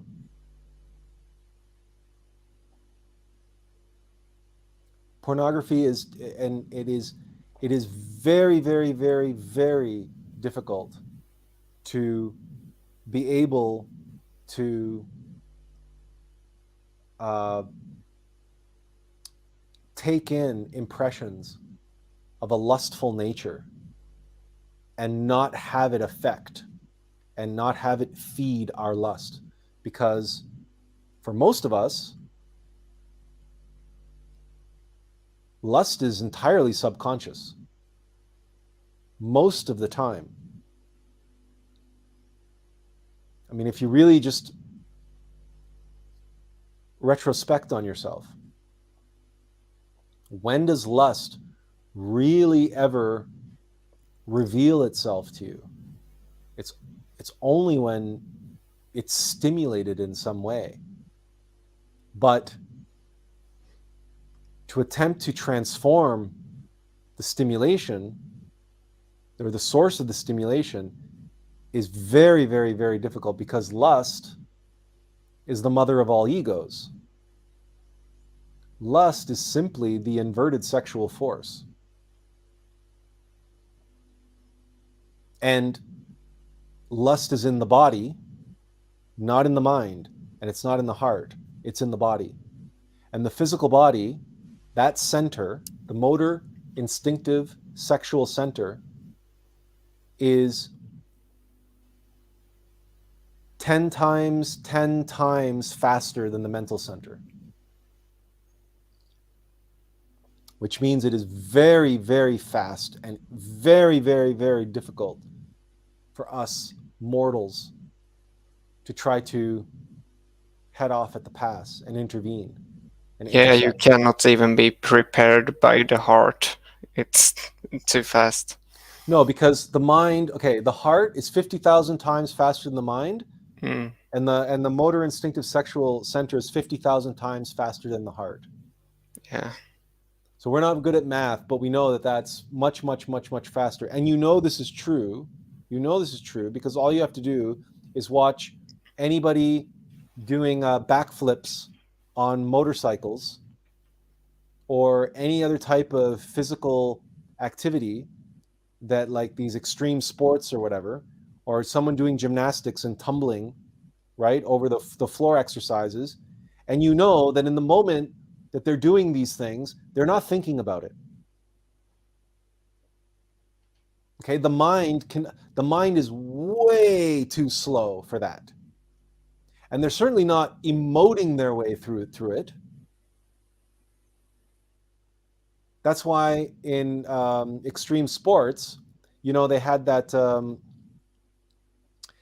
brand, that BMX brand called, and their motto was no fear. and there was a logo and everything else. Because if these guys have no fear, they can't have fear, because if fear were to actually enter into them as they were taking their BMX and jumping off these ramps and doing these crazy somersaults in the air with their BMX and then trying to land on the other ramp, they would die. Even as if they tried to think their way through that process, they would die. Because the mind, the heart is way too slow for that particular activity. But the body, the motor instinctive sexual center, is fast enough. And you can test this, especially if you're a man, you can test how fast and how powerful and capable your lust is. Because observe yourself walking down the street or in a shopping mall or in any public place, and observe yourself out of nowhere without your consent, acknowledgement, or conscious decision making. All of a sudden you will turn around and your eyes will go straight to some woman's bum, some woman's buttocks, some attractive woman wearing tight slacks or tight dress or a miniskirt or whatever. You didn't know she was there. You had no idea she was there. But your lust knew she was there. And before you even know what's happening, you're spinning around and your eyes are already going directly to that part, to the shape of her body and her outline and so on, her silhouette. And that's automatic. It just happens like this. It's like, and there's no way you can stop it. You can't intervene. You can't. The decision has already been made for you. Right? As Master Samael says, the answer to this is to immediately avert your eyes and try to see the woman's face. It said that this is one way to overcome, is try to train yourself to look at women's faces, not their bodies. Because if you're looking at a woman's body, you're in lust. There's no reason for you to look at a woman's body unless you're checking her out. Well, what's checking her out? If not your lust, right? Your innermost being is not checking her out, right? Your lust is checking her out. But if you look at her face, if you look at her eyes, you have a potential to make a connection there. You have attention to that's, if you must look at the woman, then do your best to make eye contact, or at the very least appreciate her beauty as a person, as a soul, and the eyes are the windows to the soul. So, all right, so we're going through life. We have to transform impressions and digest those impressions so that we can extract the benefit, the nutrition, the knowledge, and the energy from those impressions.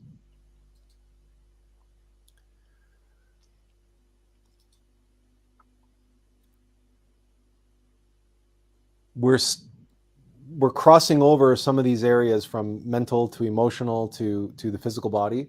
So but that's why a lot of these practices, they don't just relate to one, they cover multiple different aspects of the spiritual path, what's essential to the spiritual path. So let's go to, because of that,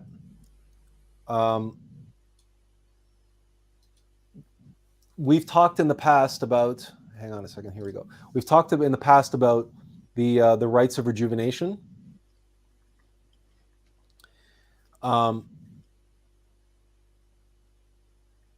This is a very short book that's subtitled here, An Ancient Method to Restore and Preserve Your Health and Youth. The rites of rejuvenation do relate most directly to our physical vessel or physical body. And these are yoga exercises that are combined with prayer and pranayama. The most essential of these is the 6th and 7th rite. And we've discussed these in the past.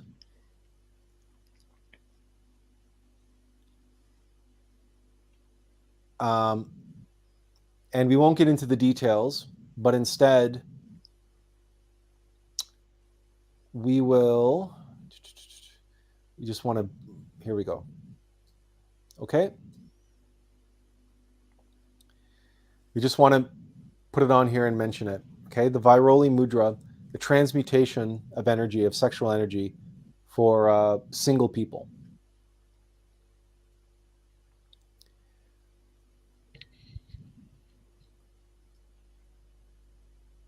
The spiritual path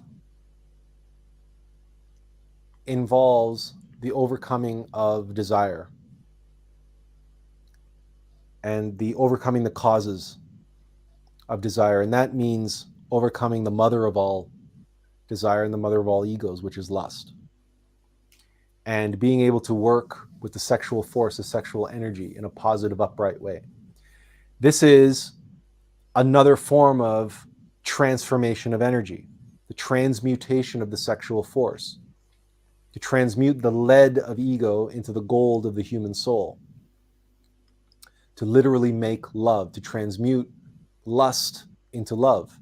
If the sexual energy in us is negatively charged because we are constantly indulging our egos, we're indulging our fear, we're indulging our pride, we're indulging our gluttony, our laziness, our lust. So that creates a negative charge to our sexual energy. The sexual energy wants to flow down and out. And that's why we have the expression to be down and out. People on Skid Row are down and out. Or a boxer who's gets the knockout blow. He falls to the mat. And they count him. He's down for the count. And he's down and he's out. He's out cold. Okay, these words, these expressions have power and meaning.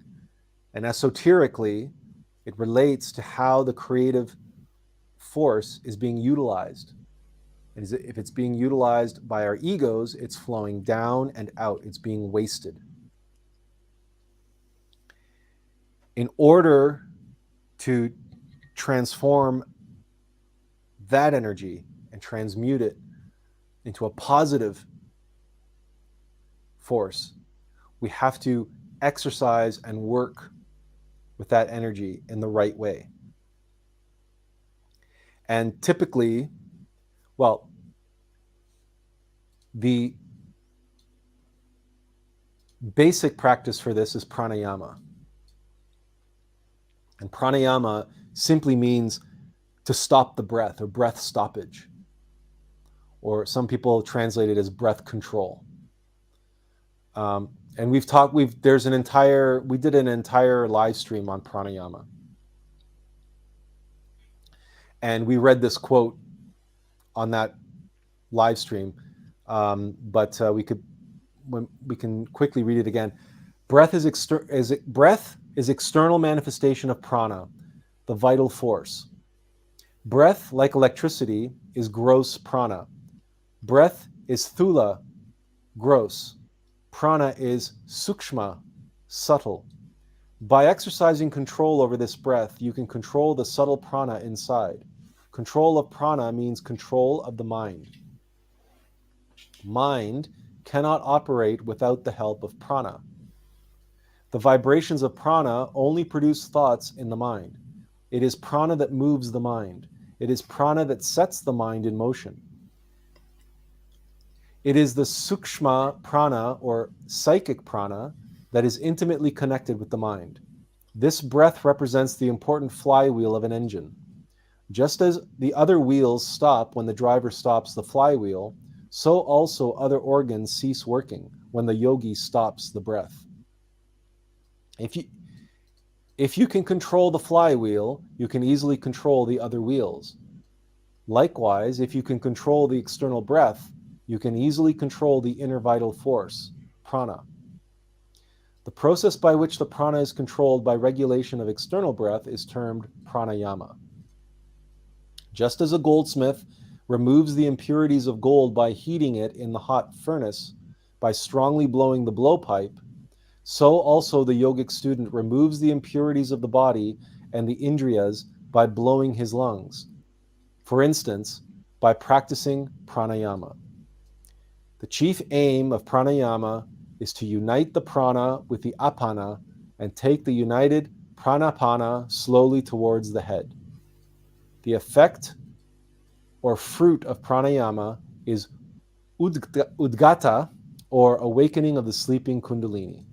That's Swami Sivananda, The Science of Pranayama. So there's a lot of terms and whatnot in there that, we're not going to spend any time explaining that. But the point that is being made here is what we were saying earlier about working with pranayama, working with the vital energy, the vital force, doesn't just affect the etheric body or the vital body or the physical body. As Swami Sivananda makes clear in this quotation, it also affects the mind. He says, mind cannot operate without the help of prana.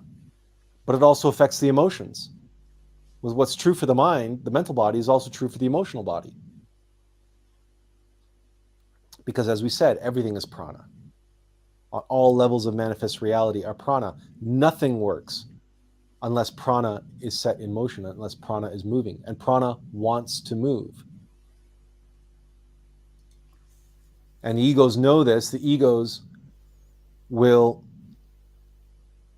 take advantage of this. And so if we are not working with the prana and moving it up and in towards the head, so up and Adam, or up and Adam, as in the Adam nous in the heart, then that prana will flow or tend to flow down and out. It'll flow mechanically, passively, and negatively through the egos, through our animal cells, and it'll want to flow down and out. But the prana must flow like water. If water remains stagnant, then it becomes putrefied. It becomes rotten. And it becomes a cesspool for all manner of parasites and algae and so on, right? It becomes a fetid pool, and nobody wants to swim in a fetid pool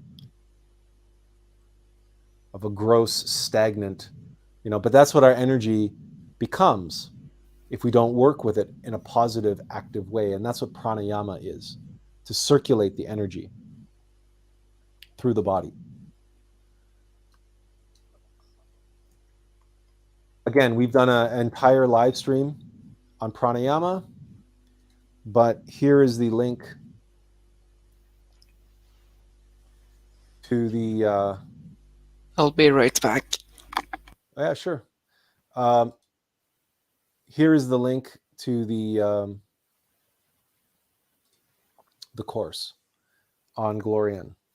There are many, many different pranayama practices. Pranayama is one of those spiritual essentials,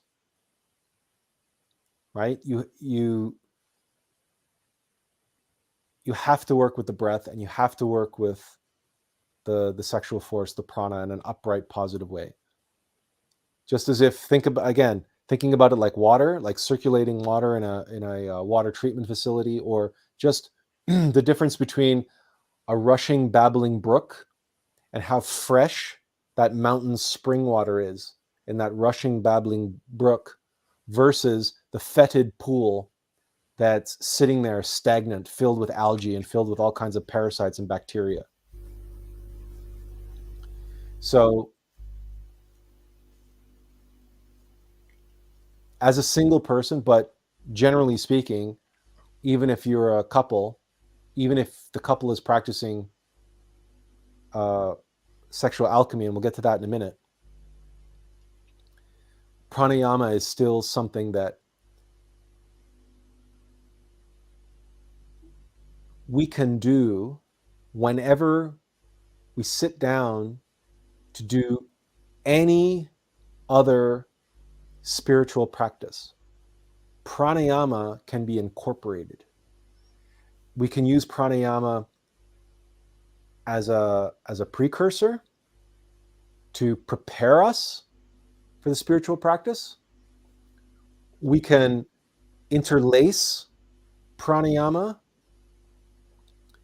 in the actual spiritual practice. So, for example, in the rites of rejuvenation, between each rite, we stop and we do pranayama. So here, okay. So this particular pranayama that's recommended in the rites of rejuvenation is the one where we're holding sides of our nostril and we're alternating, breathing in and out through nostrils. Okay, and that description is here in the rites of rejuvenation. So we shut the left nostril by placing the index finger of your right hand on it. Then inhale air through the right nostril. After the inhalation, we close both nostrils with the index finger and the thumb. We hold our breath for a few seconds, then uncover only your left nostril and exhale all the air through it. Now keep the right nostril shut with your thumb on it while inhaling the air through the opened left nostril. Then press both nostrils again with the thumb and index finger. Repeat this exercise 2 more times until you complete 3 inhalations and 3 exhalations through each nostril. Understand that these 3 inhalations and exhalations are equivalent to 3 complete pranayamas. So in the rites of rejuvenation, between each rite, we pause and we do 3 pranayamas. So again, we're interlacing the energy work through the this particular practice. But the 6th rite here is, if we can find it again, there it is, the Invariably mudra. It's working with the transmutation of the sexual force in a more direct and active, conscious way. And there is a different version of this practice for men and women, and the descriptions are in the this particular article, which we are linking right now.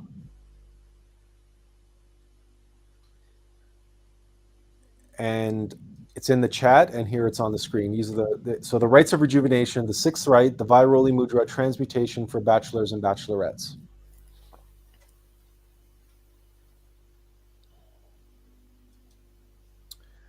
Okay.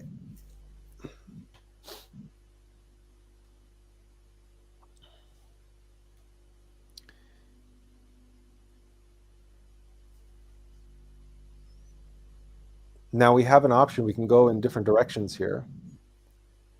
So, but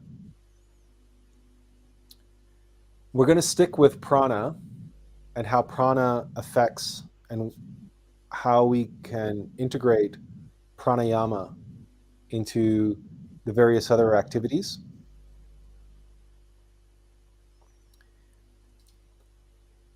And I guess the obvious way, or the most, when so someone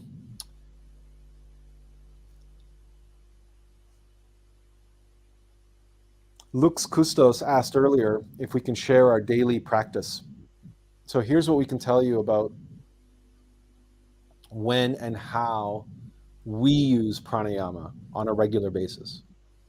First and foremost, it's when we do meditation. We do not begin meditation until we have done a good 10-15 minutes of pranayama. And we will assume our meditation position, which for us, we can meditate in a chair, we can meditate kneeling, we can meditate, in any number of ways, but our preference for meditation is lying down on our back. Not least because for us, we prefer to meditate around 3 in the morning. That's usually when we wake up. We go to sleep around 9, or we try to most times, and then we'll wake up at around 3 a.m. And then we will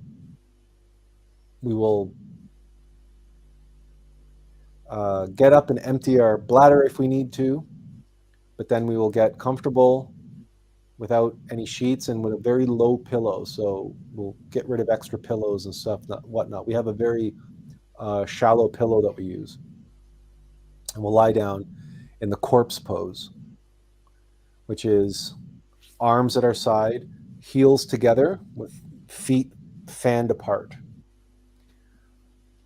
And we will begin, and we will do our pranayama lying in that position. Now, some people recommend that you should be sitting upright, and in our experience, it makes no difference. Prana is not affected by gravity. And as we practice pranayama, the direction that how we do it, and the type of pranayama that we prefer, we learn from Swami Sivananda, and it is quite different from what Glorianne recommend, because oftentimes you will hear people recommending, like, for example, Hamsa pranayama. You will hear people recommending breathing in very slowly, and then releasing the breath on. So breathing very so mentally going ham sa. And so in that version of pranayama, the in breath is longer than the out breath, or the two are equal. But when we were preparing for the pranayama live stream, and we read Swami Sivananda's, we don't even know where we read it or where we saw it, but Swami Sivananda explaining his method, or a different method of doing pranayama. He's saying how a lot of people practice pranayama in a kind of tense way, where the body tenses up. And so the Hamsa pranayama has a tendency to do that, or people have a tendency to do that when they practice it, because it has the auditory aspect of it. We're actually making the sa, and it has this tendency to create pressures in the body with the breath and so on and so forth. And Swami Sivananda said that goes against the entire idea of pranayama. It says you want the energy to flow, but calmly and relaxed and in a natural way. And you don't want to make any sound. You don't want the breath to make any sound. So the way we practice it is we will take a relatively, fast is not the right word, but a slightly quicker inhalation. And through the nose, not through the mouth, nothing special, just an inhalation, but down into the stomach, like into the solar plexus. And very, very, very slowly begin exhaling. Like, we'll take a deep in breath and visualize, like, breathe into the top of the head, to the crown chakra. and then pause there for a few moments, and then slowly exhale, again, through the nose. You don't have to use the mouth. You don't have to make a sound. And slowly move the breath down to the third eye, and then slowly from there, move it down into the heart chakra. And the heart chakra, not the heart, but the heart chakra. So, and this is all done completely silently with no physical exertion, but we do use tremendous concentration. So we are concentrated in our third eye. And as you know, as you concentrate in your third eye, you can move your attention around, but you never lose the concentration of your third eye. And if you're breathing through the nose, the pressure in this part, right, as you are concentrated, it's like this slight pressure that you feel. But if you're breathing through the nose and the air is moving through the nasal canal, you can actually direct the breath in through the nasal canal to enhance that concentration. And then when you move it down in your heart, you're still concentrated, but then you're moving it. It's very, very, very hard to describe. It's something you have to experience. But this way, the out breath is much longer than the in breath. If you're looking, or maybe not much longer, if you want something a little bit more balanced, do in breath on 4 beats, pause for 1 or 2 beats, and exhale slowly for 6. So all told, you're looking at 1 to 2 ratio. But in our experience, Swami Sivananda's technique is the absolute perfect pranayama to prepare for meditation. Why? Because of the focused concentration that it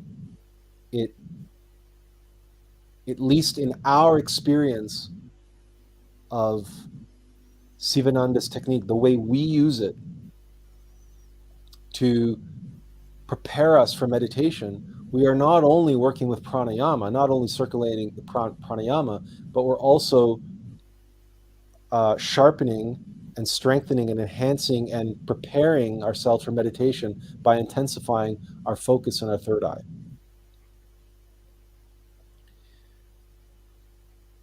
And yeah, and that brings us to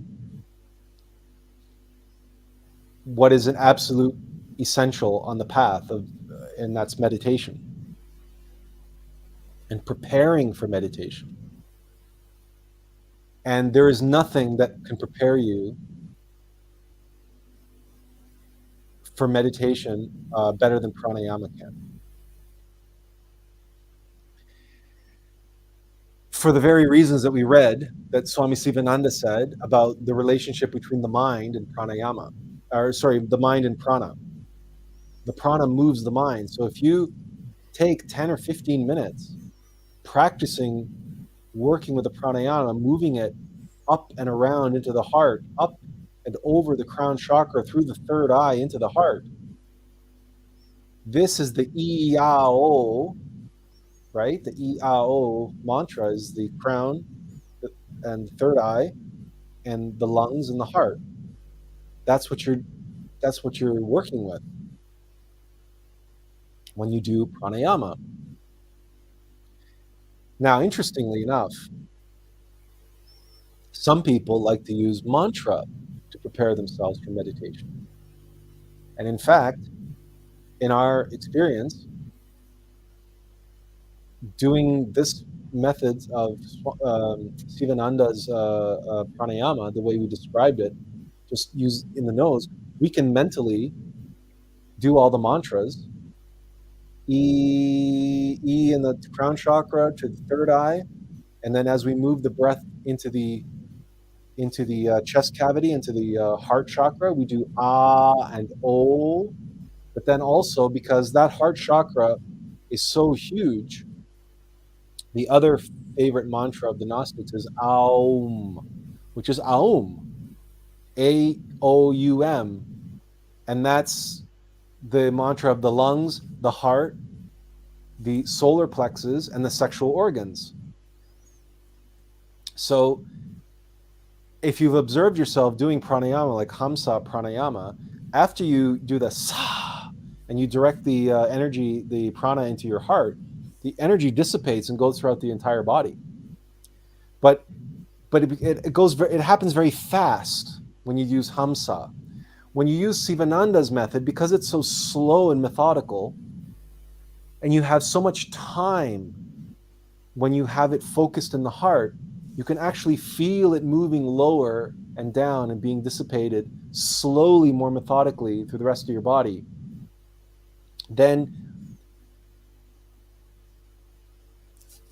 as you feel it going through the solar plexus, your sexual organs, and down, you can actually add in the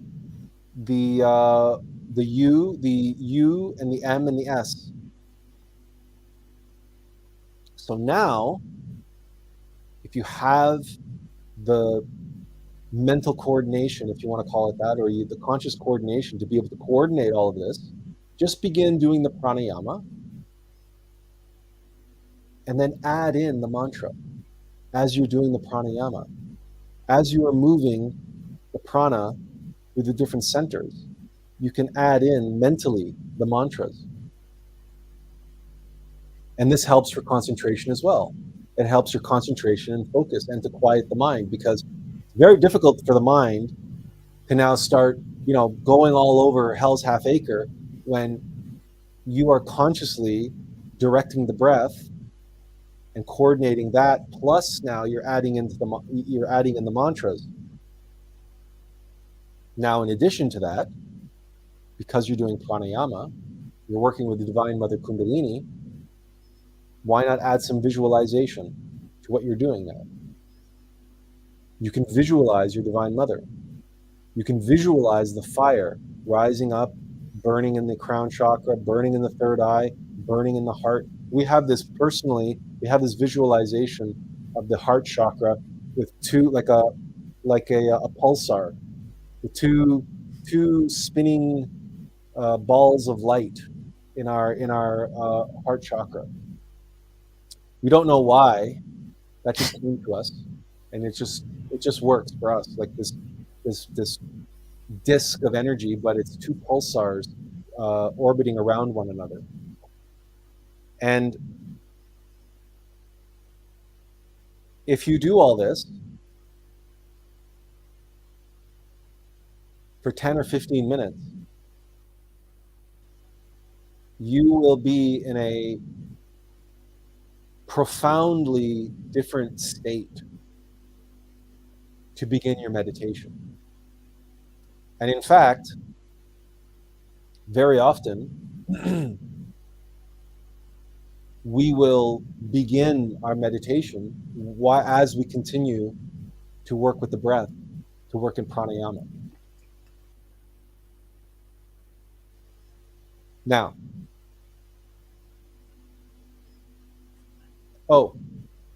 quick question here. Jennifer asks, do you do this with eyes open or closed? Closed.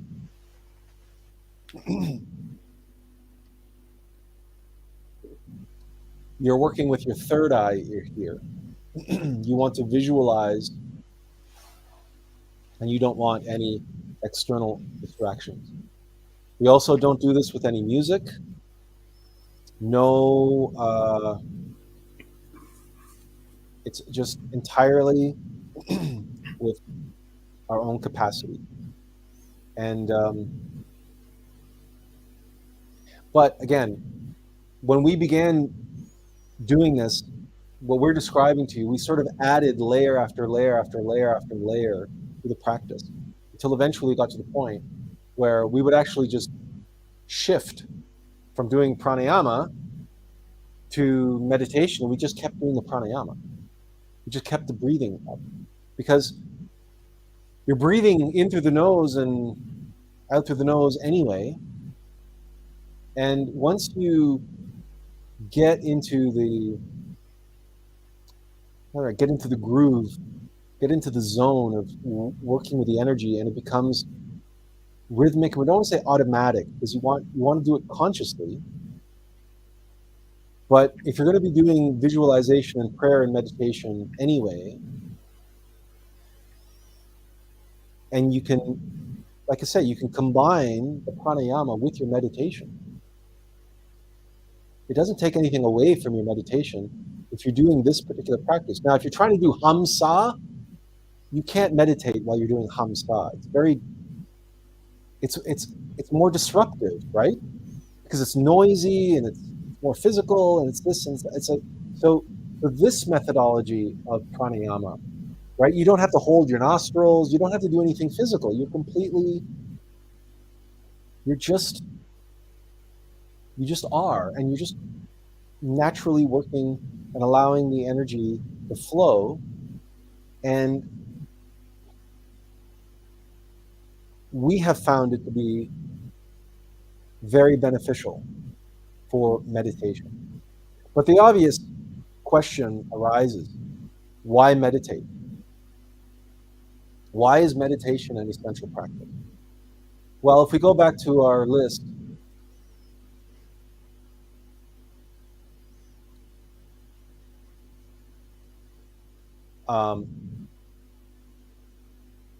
well, you know what? We can talk about 2, 3, and 4 here. The heart, the mind, and the consciousness. Meditation is an exercise of all three. The one thing that we can say that meditation is not, although there is an exception to the rule, but generally speaking, meditation, does not focus on the body. So generally speaking, when we're working with meditation, we want to forget the body in that sense. But there is a kind of meditation which we go deeper into the body, and we use the body as a catalyst to go deeper and deeper and deeper into meditation. But at each level of that, we actually have a guided meditation on YouTube.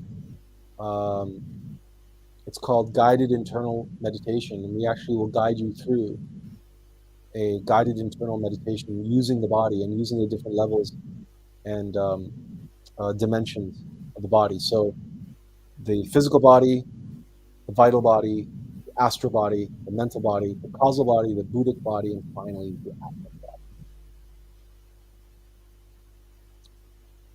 And how we go about observing and being and feeling ourselves and shifting our consciousness into each one of those bodies in sequence as we go deeper and deeper and deeper into ourselves. But again, we begin with the physical body, but the physical body is the first one we discard as we proceed to the vital body. So it's not exactly we discard it, but we just shift our conscious awareness away from the physical, then the etheric, and so on.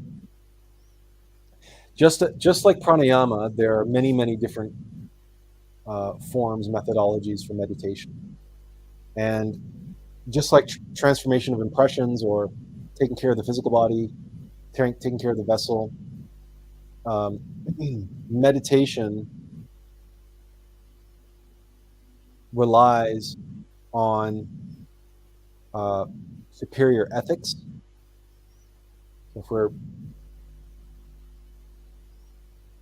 We can't go into meditation expecting, all sorts of information and samadhi and who knows what.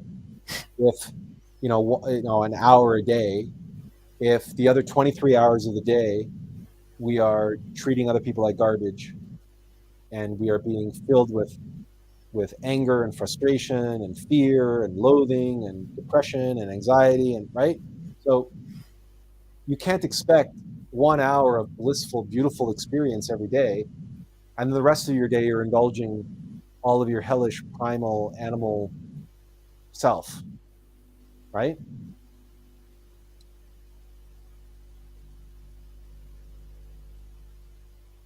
But meditation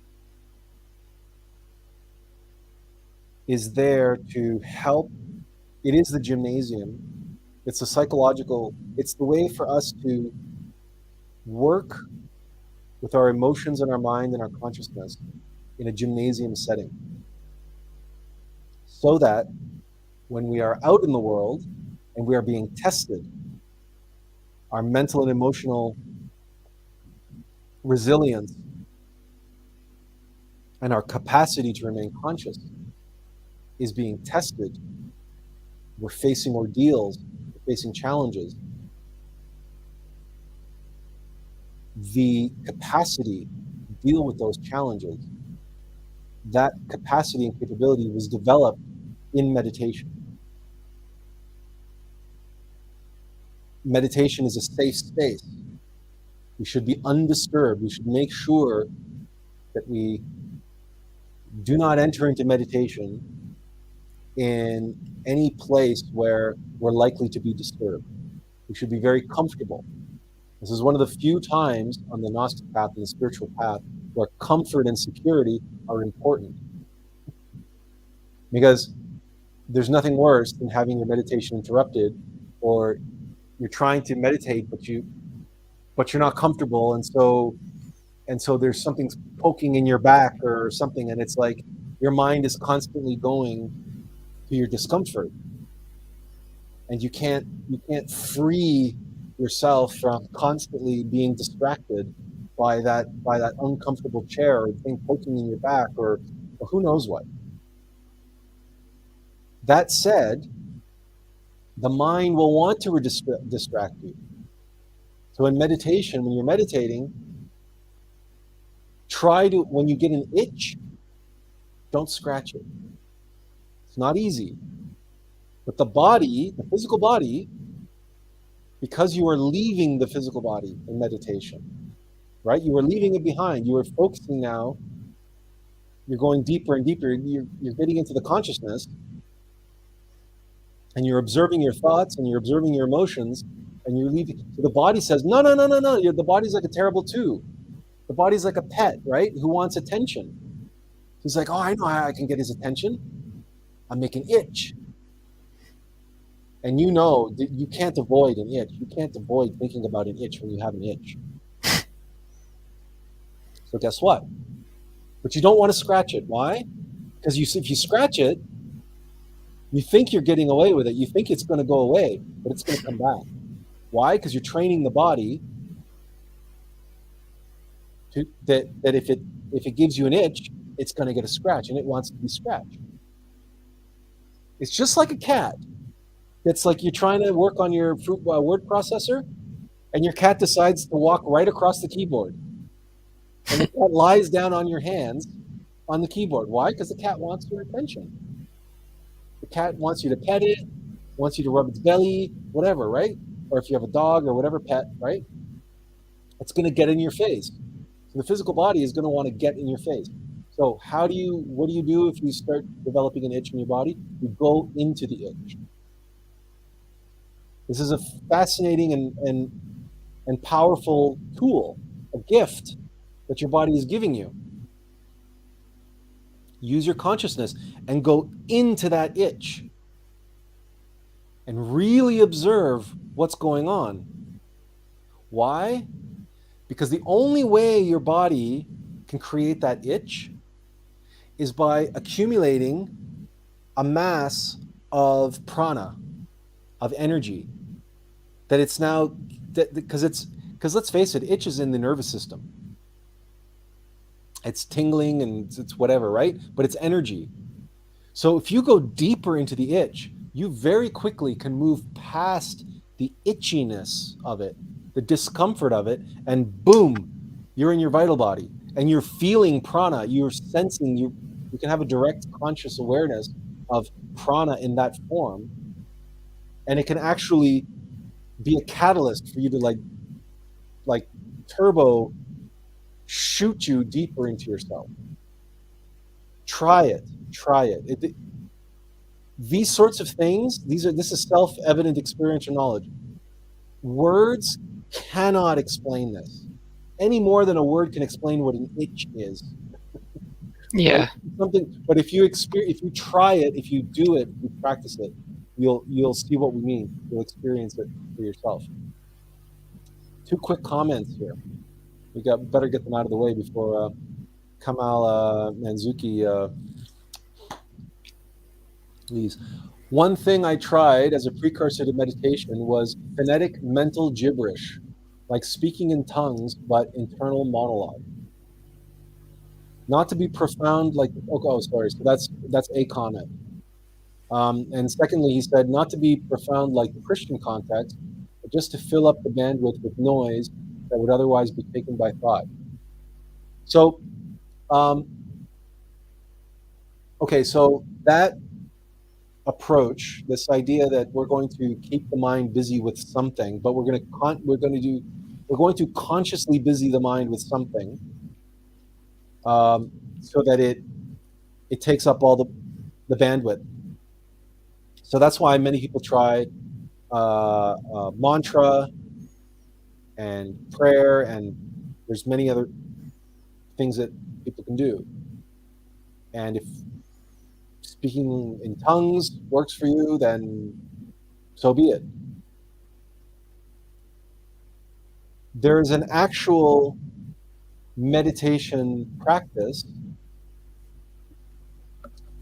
which Glorianne describes as, okay, meditation without exertion. I can't remember. Did we? Okay, so we'll post this one first. We'll post this.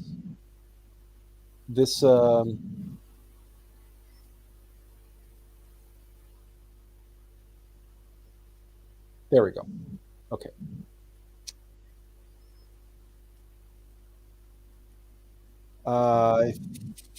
We're trying to see if. Okay, so in a nutshell, this course, Meditation Without Exertion, describes a methodology of meditation where it's relax, concentrate, visualize, and pray.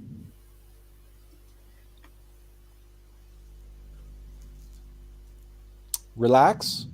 Relaxation is the foundation of all meditation. You can't meditate if you're not relaxed. Concentration is the next most important thing, which is why we were describing that pranayama technique that we use to prepare ourselves for meditation. Relaxation and concentration are a part of that pranayama technique. So we're already 2 down. Visualization, we also include that in the pranayama technique. And last but not least, the last thing is prayer. So relax, concentrate, visualize whatever deity speaks to your heart. Buddha, Krishna, Christ, Odin, Mithras, your divine mother, Isis, the Mona Lisa. It doesn't matter. It doesn't matter. Mona Lisa is Da Vinci's divine mother. So you can visualize a star. You can visualize the sun. It doesn't matter. Whatever image speaks to your heart as your innermost being, or the being of your being. But if you want to start slow in baby steps, and you want to first make that strong connection with yourself, then visualize your innermost being. And then pray.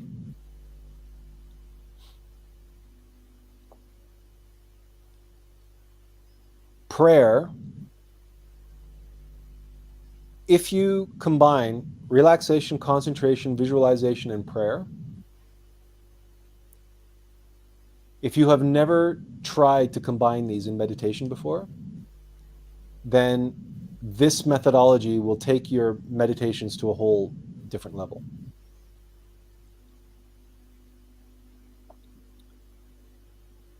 And as you progress, you can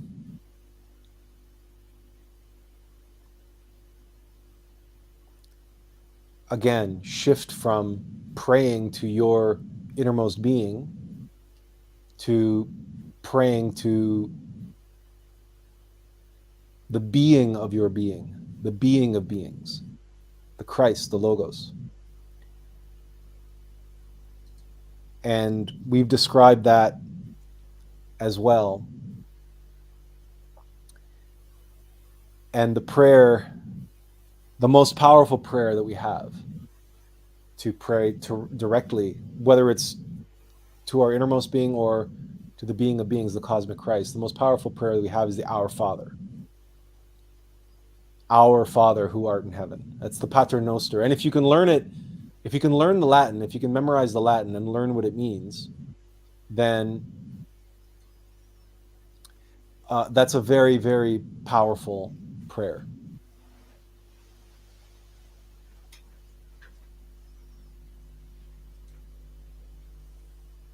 I'll have to go now, but I'll see you the next stream. Okay, sure. Take care. Take care. Take care. Thanks for joining us. Thanks.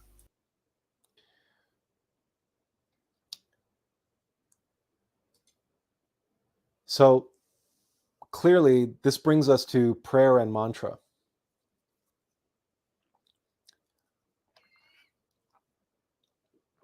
In the beginning was the Word, and the Word was with God, and the Word was God.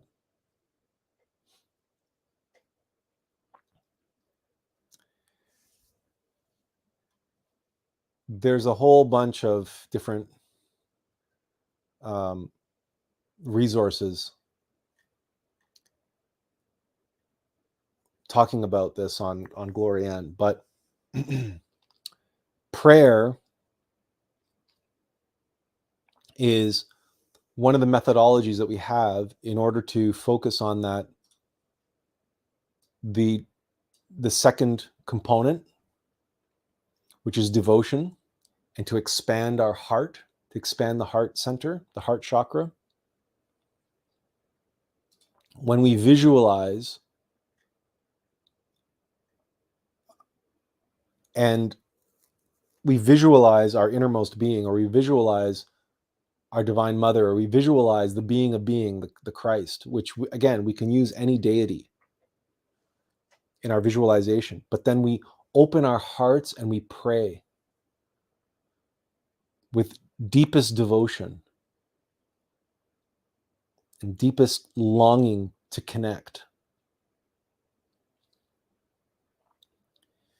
We are exercising our supernal emotional centers. We're accessing and exercising and moving the energies, the prana, in that superior emotional center.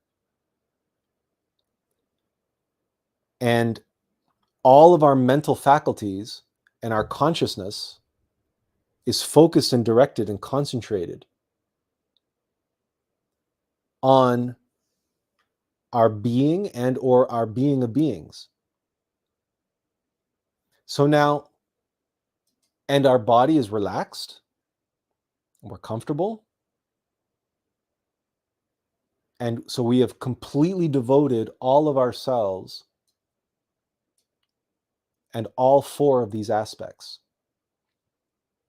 are in activity, because we're taking our time and our energy away from the physical body, and we are now focusing entirely, but we had to relax that body. So we are coming and we are putting ourselves into meditation and prayer, and we're working with all of these aspects.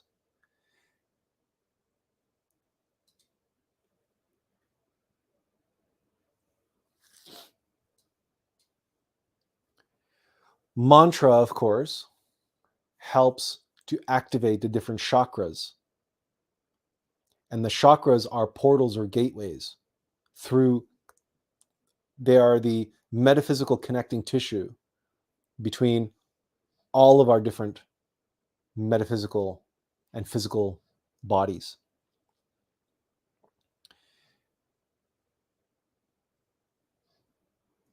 Mantras and specific mantras related to specific chakras are another one of these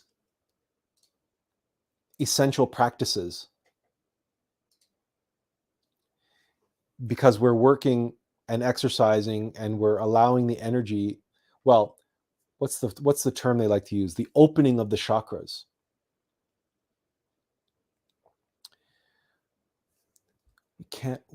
We're certain that there is a specific,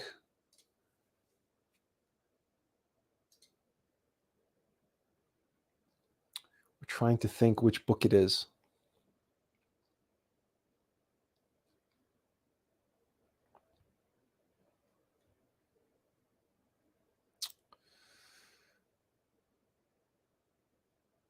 Is it Dream Yoga? Anyway, so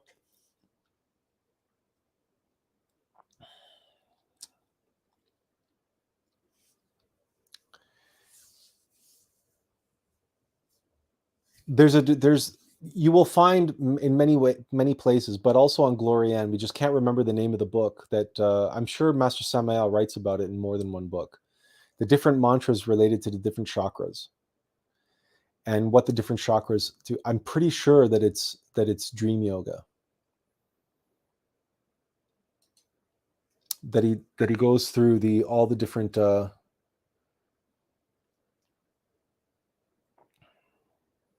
but perhaps not. Anyway, we can't remember which one it is, but there are enough resources on the internet talking about the different chakras and the different mantras. But with working with sound, even if we don't do the sounds out loud, working with the sounds out loud, they affect your physical and your vital body. But working with the sounds mentally, go with the work with the metaphysical bodies just as well. So you can work with mantras mentally as well as audibly. But either way, the different sounds of the octave, which is what the do, re, mi, fa, so, the different mantras activate, are working with the different frequencies on the different levels. And again, it's all about exercising our metaphysical bodies and having the energy, having the prana flow through them, and the working with mantras as we focus on the different chakras, and we can visualize the chakras spinning left to right and opening up like the petals of a lotus flower is the most common visualization that's attributed to the chakras.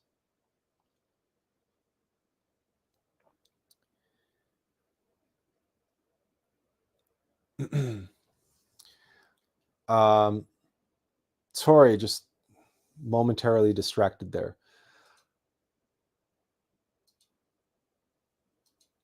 Okay, so in meditation, prayer and mantra can be utilized while you are in meditation, but mantra, of course, and prayer can both be utilized on their own.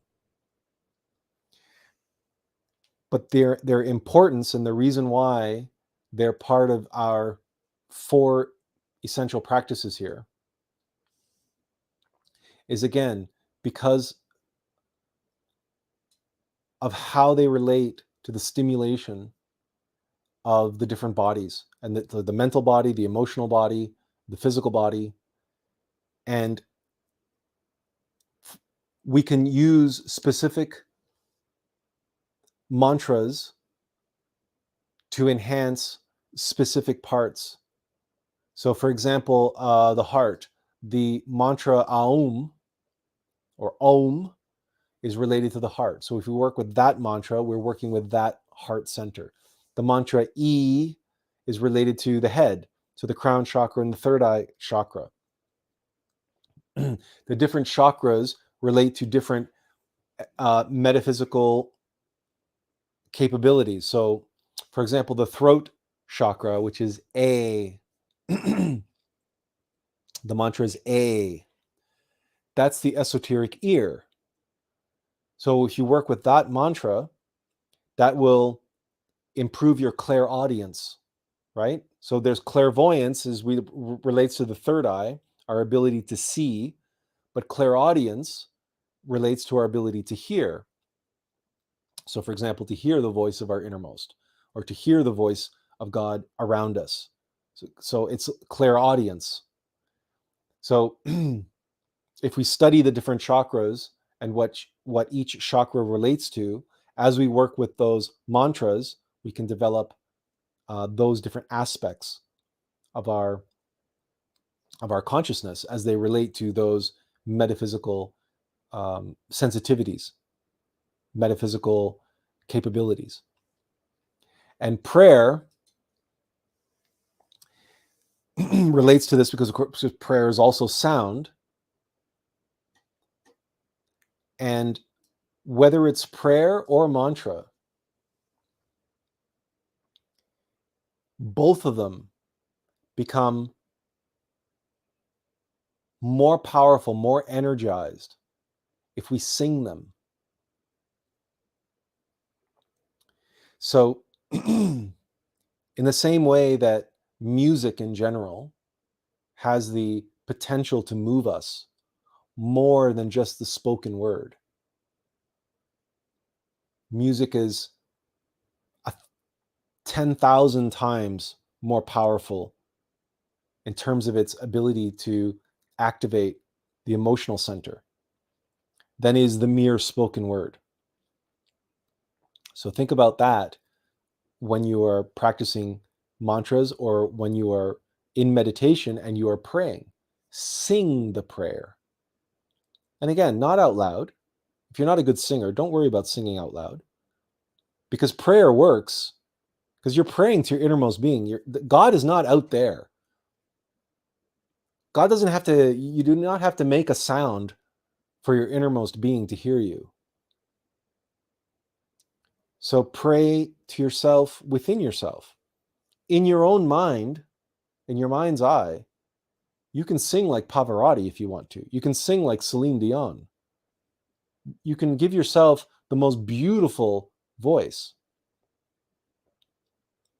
And you can sing your prayer. Or if you prefer, you can use a style of like Gregorian chants and you can pray that way.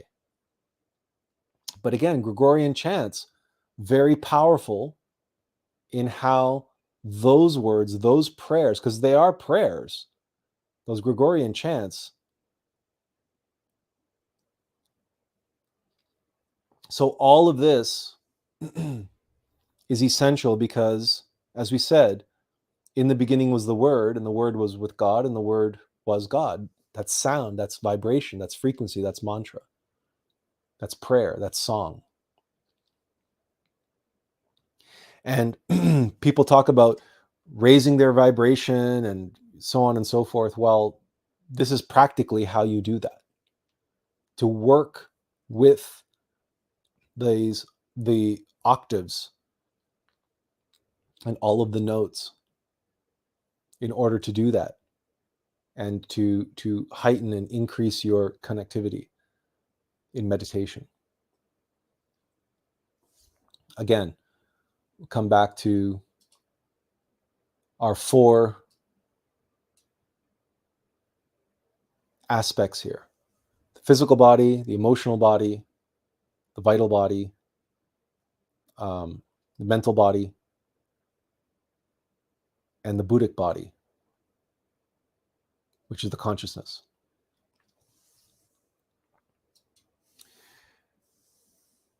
So meditation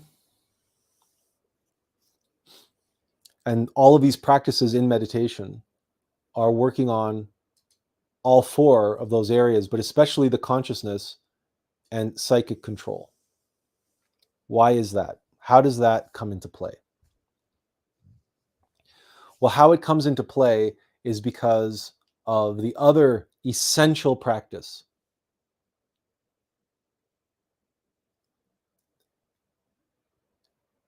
Some people call it mindfulness. Most people call it mindfulness.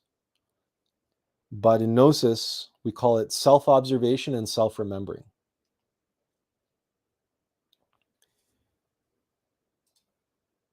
To observe and remember all four of these and the hidden fifth element: the physical body, the emotional body, the mental body,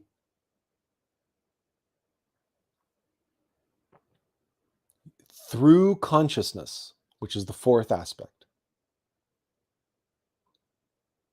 and understanding that all of it exists in the fifth element, which is prana, which is the sexual force, which is the body of our divine mother.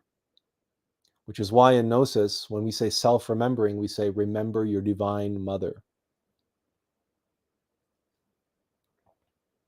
You see how all of this is connecting together? Meditation is where you exercise your consciousness and you're putting all of these different aspects of yourself into controlled activity, but under your control. Controlled relaxation and concentration. So you can direct your attention. Why? So that in the other 23 hours of the day, you can observe your physical sensations, your energetic reactions,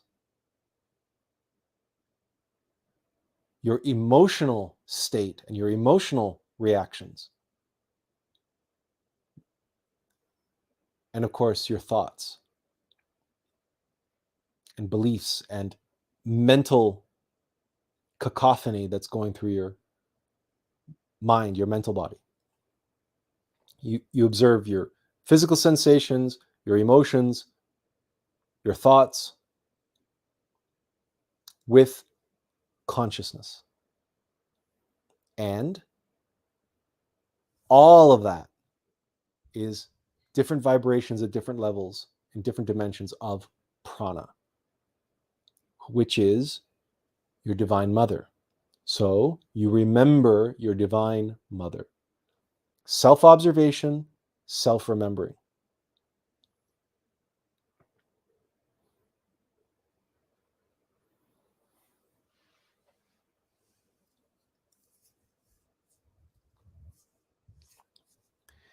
And why is it so important to observe oneself and remember oneself? Because the obscurations, the things that are enslaving our mind and enslaving our consciousness, our egos, fear, pride, lust, greed, gluttony, laziness, etc. They're operating in our physical body, in our emotional body, and in our mental body. So by observing those three bodies and our five centers, so our physical body consists of our motor, instinctive, sexual center. We have our instinctive center, we have our motor center, and our sexual center. By observing those centers, plus our emotional body, plus our mental body, we can observe how our egos are functioning and operating. And then we can take those observations with us into meditation, and we can use our visualization to retrospect on the events which took place. And we can play those events over and over and over again, like a forensic investigator looking at security camera footage, trying to piece together the series of events that led up to a crime. And a forensic film analyst going frame by frame by frame by frame through a film, trying to determine what took place and how it took place. And we do this in meditation with the goal to comprehending the ego or the egos which were at play, which were causing ourselves and others suffering throughout the course of the day, a specific event. This is called retrospection meditation. And retrospection meditation is also covered in the Meditation Essentials course, which the link is in the chat.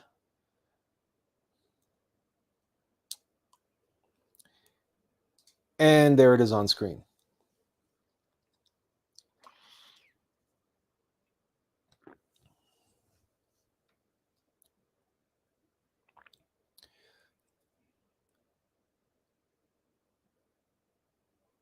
Meditating on our egos is another version, a transformation of impressions. Only it's a more advanced version of that practice, because we are replaying those impressions over and over in our mind in meditation with the hope that we can extract from it the vital, self-evident experiential knowledge, that which we seek, so that we can learn our lesson. Those egos exist as the manifestation of our karma. They exist because of our past defects and vices. Our past mistakes created those egos, which are currently haunting us and causing us suffering. So by comprehending them in meditation, if we can extract in a moment of comprehension, it's a flash of lightning in the dark of night, then our Divine Mother can eliminate that ego that we comprehended, because we've learned our lesson. We no longer are in need of the ego. We're no longer in need of suffering from that ego, because we've now learned our lesson. We say, okay, I get it now. I get it why that particular form of pride causes me and others suffering. Okay, it's there, and it comes in a flash of light. This is not an intellectual process. This is a conscious process. Many egos your Divine Mother can eliminate just as a single person. You're just a single person. You're doing the practices that we've outlined so far. You're working with your energy. You're meditating. You're doing the transformation of impressions, and now you're meditating on your egos, and you have that moment of comprehension. Most egos your Divine Mother can eliminate, but some are very strong, very powerful egos that require a more intense fire to incinerate, to dissolve, to turn to dust. And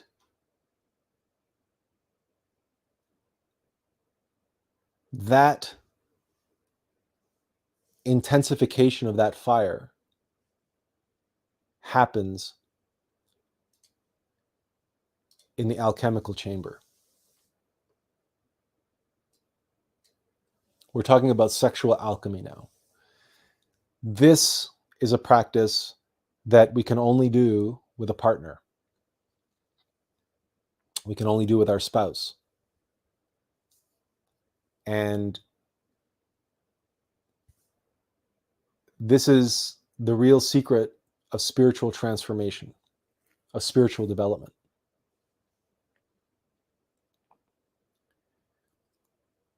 We can do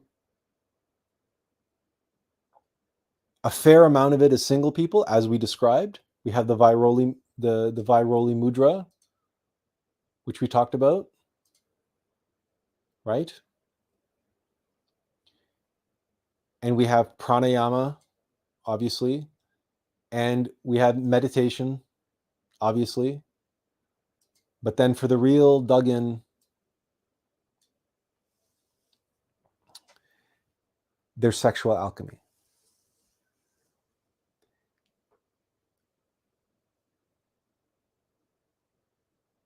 And again, without getting into too many details, we've discussed this at length in past live streams as well. And there are, again, the resources that go in greater detail.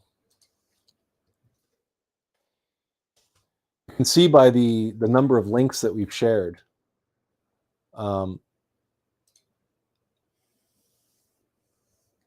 the number of practices and implications. But notice we haven't talked, anything even about, we haven't talked about incense or essential oils or crystals or dream catchers, or, we haven't talked about ecstatic dance or any of that nonsense. We're sharing with you the essential spiritual practices related to these 4 elements: the physical body, the emotional body, the mental body, the consciousness, and our prana, our divine mother. Always remembering our divine mother. And alchemy is the sexual alchemy, white tantra, is the ultimate practice, the ultimate expression of devotion and working intelligently in an upright way with the power of our divine mother, Devi Kundalini Shakti. The awakening and raising of the Kundalini and working in the forge of Vulcan, right? The intensification of those fires, but working with those fires in an intelligent way so that our divine mother can incinerate all of our previously comprehended egos, even the ones that she could not incinerate as with us just as a single person, because a single person cannot awaken the fires of Kundalini to the appropriate intensity required to eliminate certain egos that are so strong, that are so powerful, that are so resilient.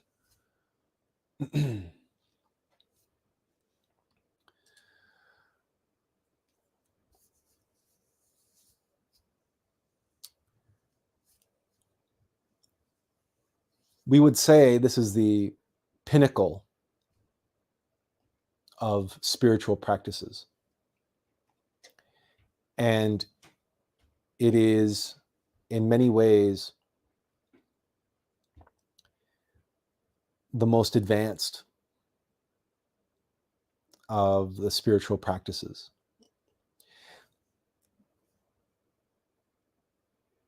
One additional practice that we will share with you,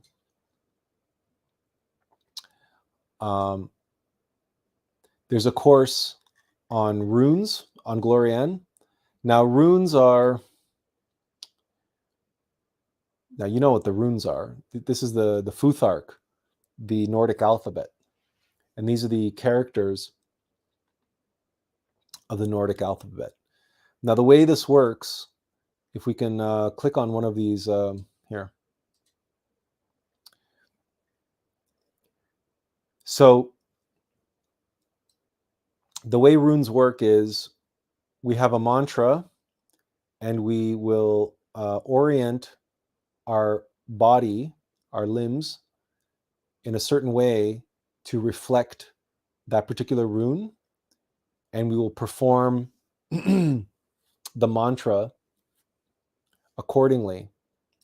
And there are certain energies that we will invoke by doing this practice. That's really an oversimplification, but it's one of the ways that runes are one of the ways that we can work with the physical body. And we also work with mantra, but it's one of the ways that we can incorporate the physical body into spiritual practice in a very specific way, because all the runes have very specific effects, just like most mantras are for a specific purpose. So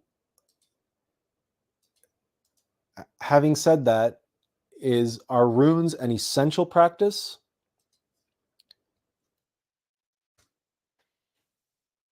They are a very powerful supplemental practice. Do you absolutely have to do runes? It's advantageous to you if you do runes. But if you do not do runes, it's not the end of the world. It's just that it's another practice for you to consider, and it's important. It's one of these things that it will enhance your understanding of esotericism, your spiritual knowledge in general, by going over this course. And there are certain runes which are very powerful and very advantageous. For example, the runes Fa, Dorn, and Os. And they can be found in this course. The lecture is right here. Okay. And there's an explanation of the runes. Here's a pretty good illustration of the concept of runes, where you make the rune Fa, holding up your two arms, left over right, and then here's Dorn with the hands on the waist, and then Os in the reverse, which is like the reverse of Fa. These courses explain what each of the runes mean, and their association, and also, if I can find it, there's usually some kind of video or yeah, okay. So this is just an animated GIF, but it shows you each step of how to do the runes properly.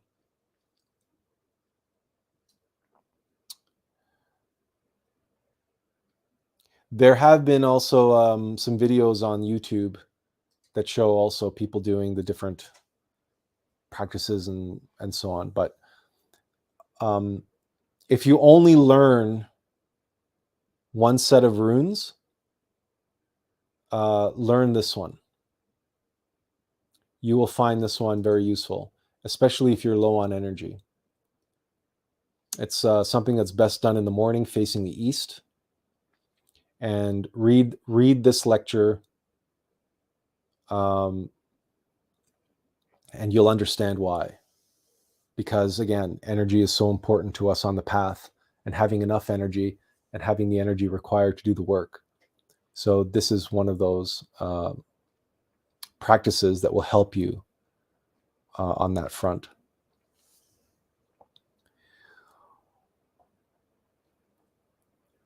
What have we missed? What have we forgotten?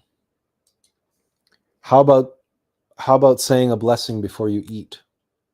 We talked about food earlier, and healthy spirituality, and not putting garbage into your body, and treating your mortal vessel as a temple, and treating it with respect and dignity.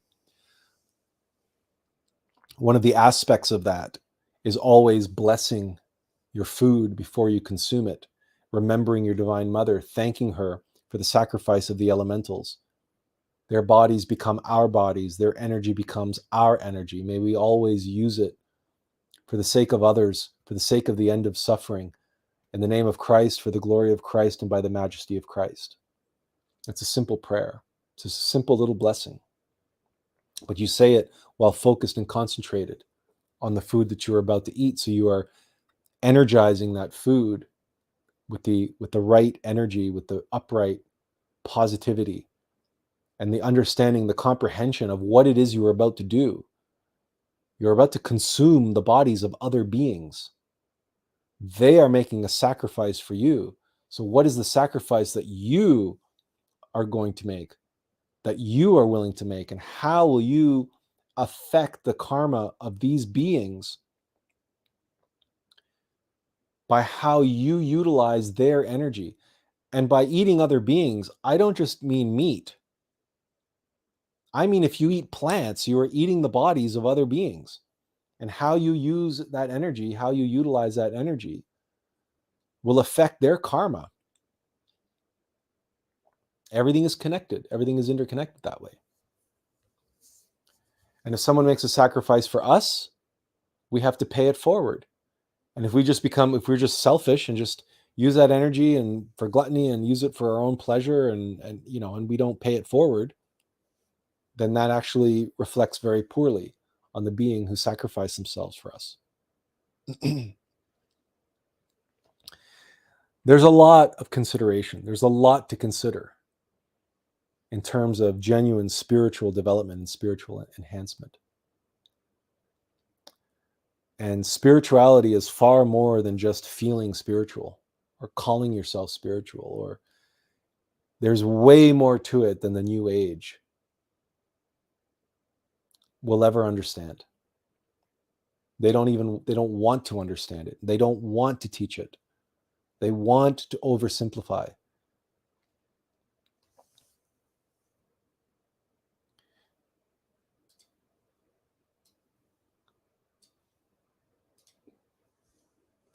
Everything that we've shown and shared today, and all the links have been on screen at least once.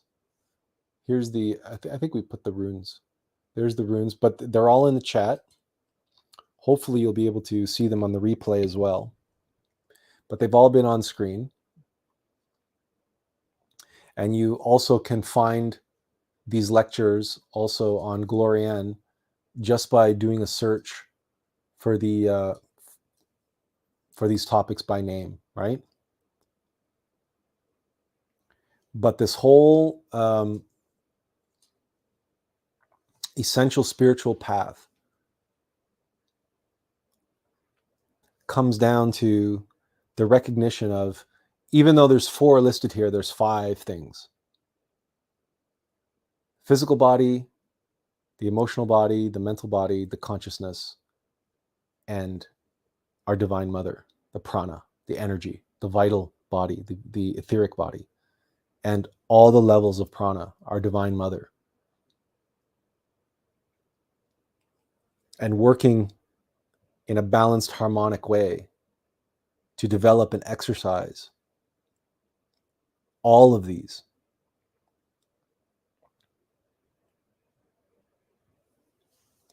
As we rid ourselves of the obscurations of our egos, of our defects and vices, of all that within us which subjects us and enslaves us and prevents us and keeps us from knowing ourselves directly, and keeps us trapped in this false self.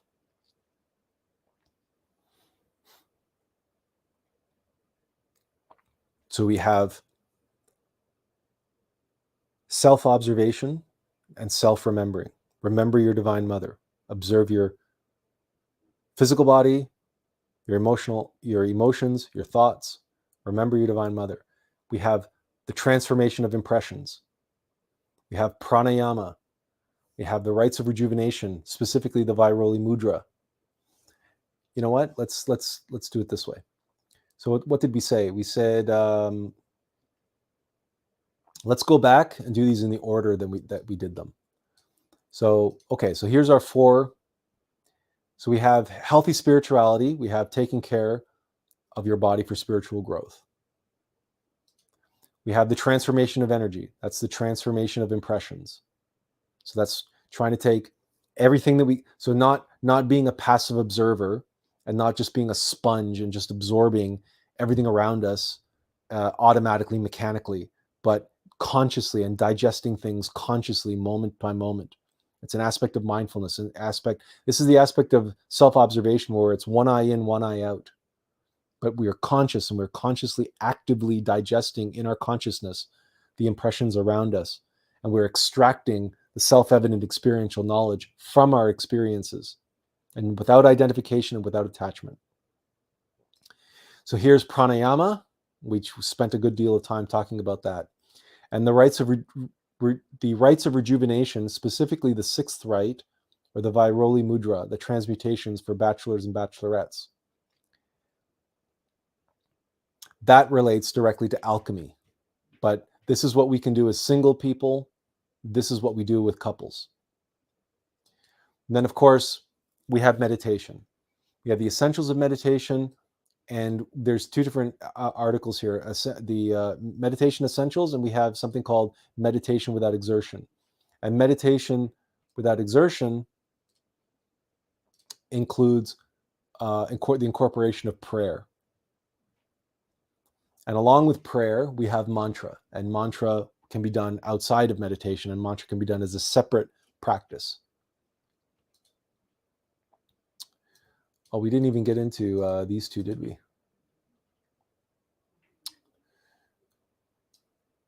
Oh, geez. It's a good thing we prepared some of this stuff ahead of time, because there's a few more things we have to talk about.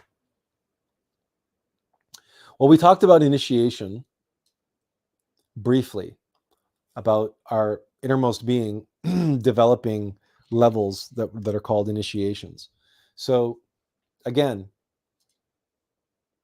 this is something that the New Age knows nothing about.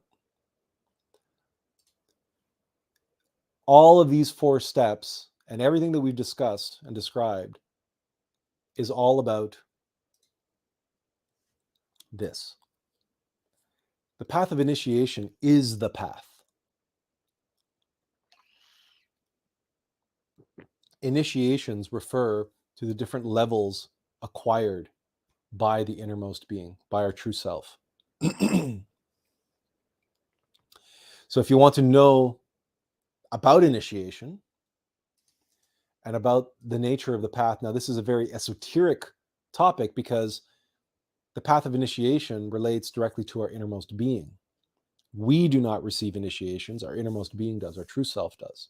But we have to cooperate, we have to participate, or else he can't receive those initiations. So this will include, as a link, as a supplementary material. And there's the link on screen as well, just in case in the replay, the chat doesn't appear.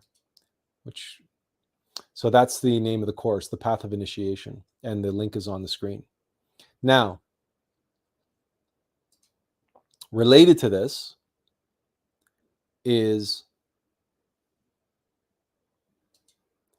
the path of the Bodhisattva. Now,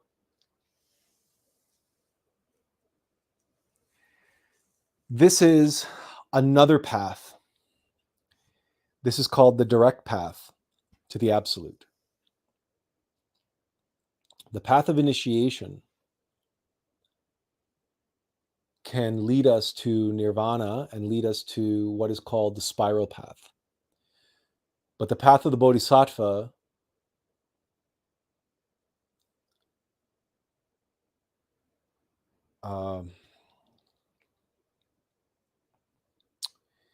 gives up nirvana. When we are on the direct path, the path of we forego nirvana. The path of the Bodhisattva is a path of suffering and sacrifice for humanity. It's a difficult path, but by no means an impossible path. Many saints, prophets, and avatars have walked it. It is a path of death and resurrection, psychological death and physical death and resurrection, to become a resurrected master.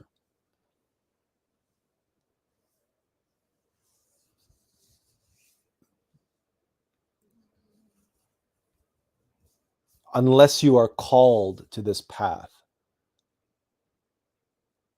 there's no particular reason why you have to burden yourself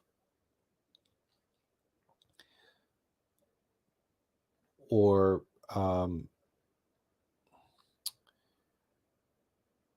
obsess over it. However, it's worthwhile to at least take some time to study it. Because you can't really know if you're called to walk the path of the Bodhisattva unless you know what it is, unless you know what it's about, and unless you know a little bit about the people who walked it before you.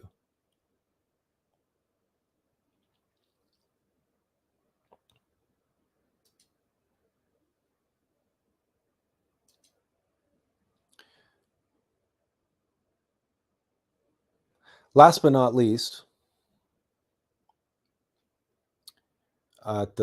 we don't want to forget anything.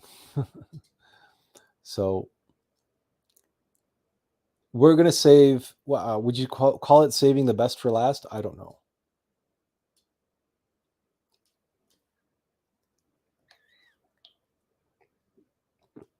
Astral projection, or astral travel, and dream yoga.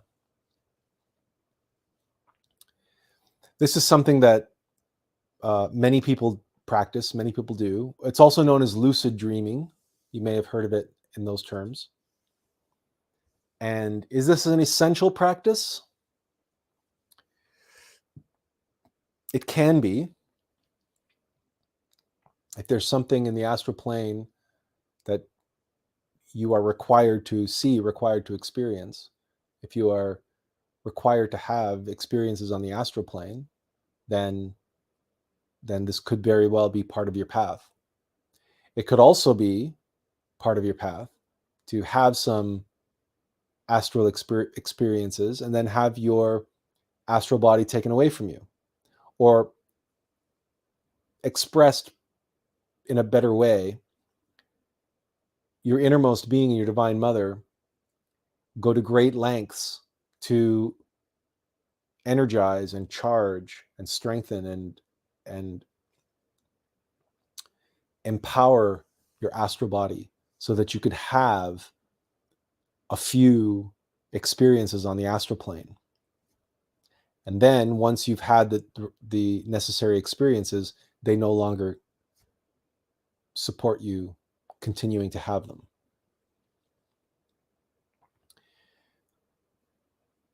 In which case you have to go through all of the other practices, particularly working on your egos and working with the Viroli mudra and working with sexual alchemy, white tantra, in order to create and strengthen your astral body, to be able to once again do astral projection.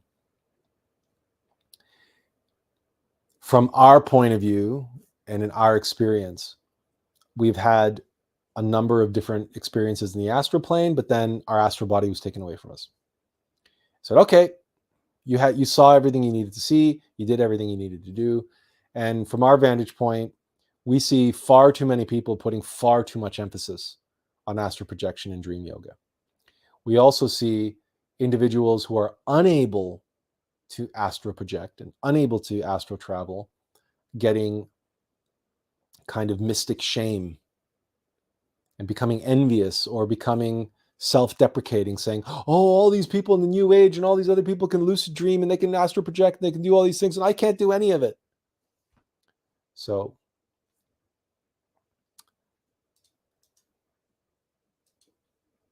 we include this because it's there, because it's something you can do and it's something that can help you.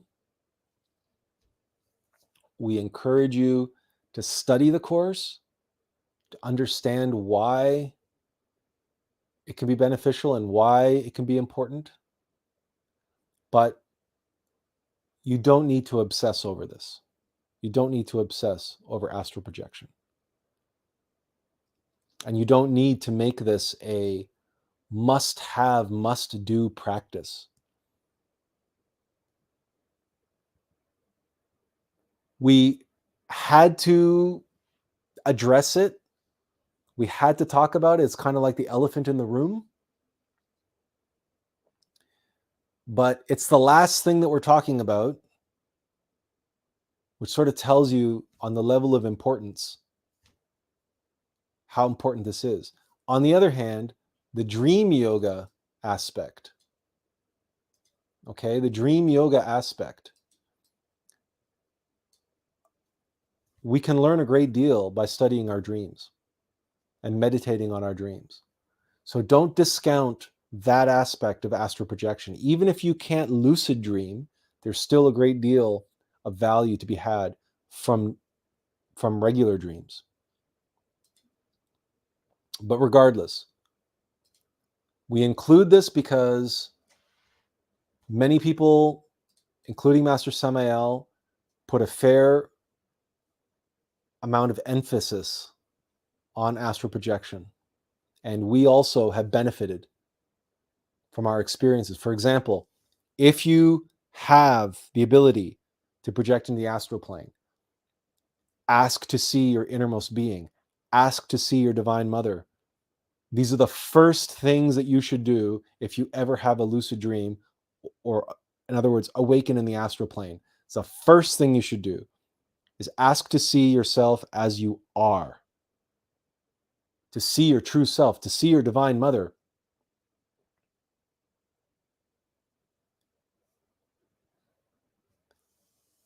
Beyond that, the more you learn, the more you study about esotericism, about gnosis, the more you will know about the things you should and shouldn't do on the astral plane.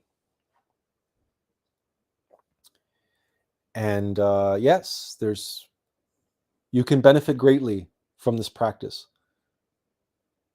but we hesitate to say that it is an essential practice and that is an essential part of the spiritual path. It is an aspect which may or may not apply to you at your level. And if it does, then you will know that to one degree or another, and you will pursue it accordingly. But if you find yourself obsessing over it, and if you find yourself becoming attached and identified and desiring to have astral experiences, or indeed any spiritual experience for that matter, then you may question your motives.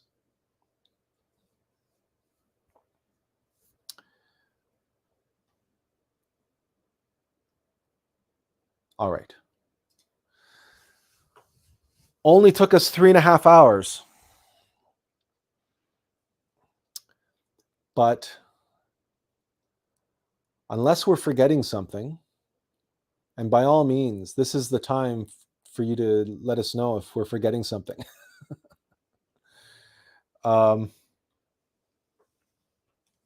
What else is essential to you on the spiritual path and the spiritual journey that we haven't mentioned? I'm sure there may be something that we forgot.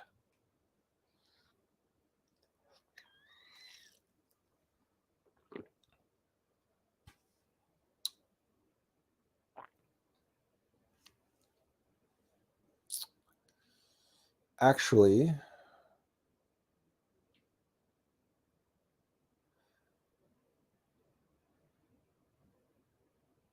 there is something we forgot.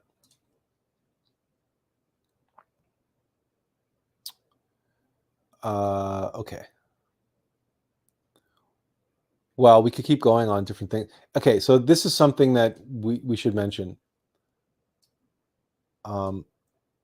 This is part of the prayers and mantras, but specifically the prayers and mantras of protection, especially if you want to go doing astral travel, astral projection, you need to study this course. So this is an aspect of the spiritual journey that maybe many people won't encounter or don't think they encounter. But there are negative entities that are out to do us harm, that are out to impinge our ability to advance. And so learn the prayers and mantras for protection. Specifically, the conjuration of the 7, the conjuration of the 4, and the invocation of King Solomon. Yeah, and there's a few others. There's a Gnostic prayer book, which is a very thin, light book. It's very inexpensive, which teaches you all of these as well. But I think they're also in this course that's on the screen. This is, we would say that this is an essential, spiritual essential, if you plan on projecting into the astral plane, because many people astral travel and then they don't realize they're in the lunar astral plane, and they find themselves confronted by some resplendent being of light, and that being, pretending to be an angel or a master or a god or whatever, convinces them to become their channeler or to become their whatever, become their messenger, become whatever, and then they end up being a useful idiot and working for a powerful demon, because they don't know how to protect themselves. Or many others, just they project into the astral plane and they just find themselves they just get attacked by a demon, because they don't realize there's a difference between the solar astral plane and the lunar astral plane. And then you can lucid dream and fall to the lunar astral plane and you can get attacked by demons. And if they don't know these, if they haven't done this course, and they don't know their prayers and mantras of protection, they don't know how to ask their divine mother to deliver them their sword and their shield, they can't defend themselves on the astral plane.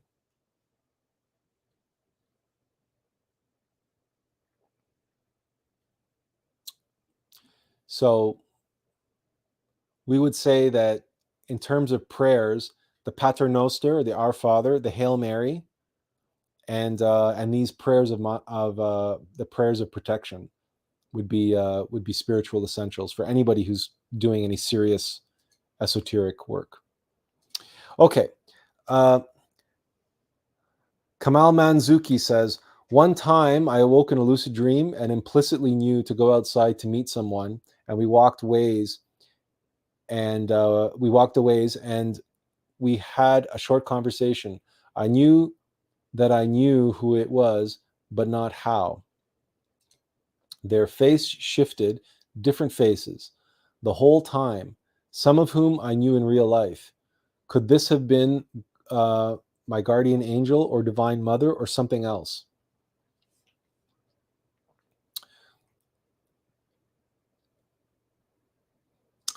It was most likely your divine mother. And the only reason why we say that is because of your description, the fact that their face kept shifting. She kept morphing and changing into someone else. And that's the definition of the divine mother. Our divine mother can appear to us in any form, whoever she wishes, in whatever form is most appropriate and most important to us.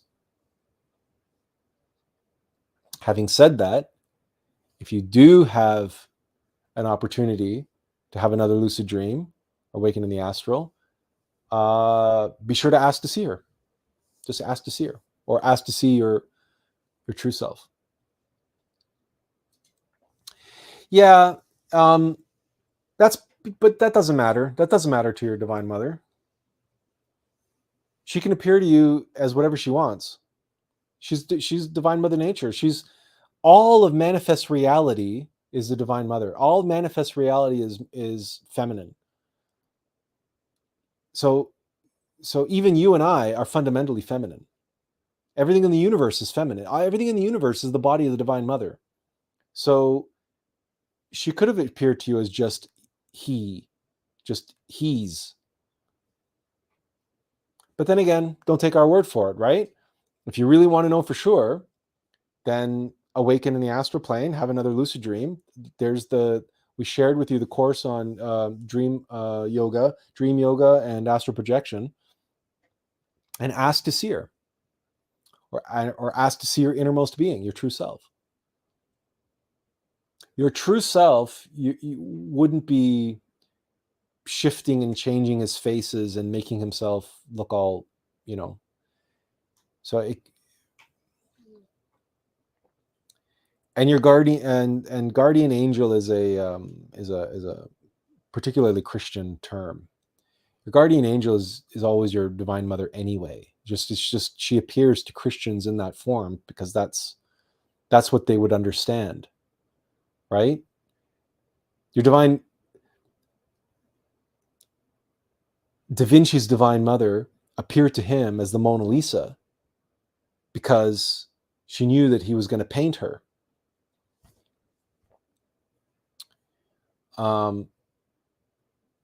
But if she appeared to just a born-again Christian looking like the Mona Lisa, then they wouldn't know who this woman was, because they don't, right? They don't have that capacity to, they haven't studied, and they only understand what they understand. So that's why they interpret that as guardian angel.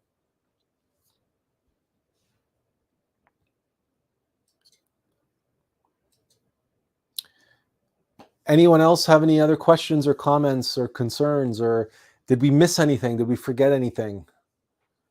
Anything that you think is essential on the spiritual path?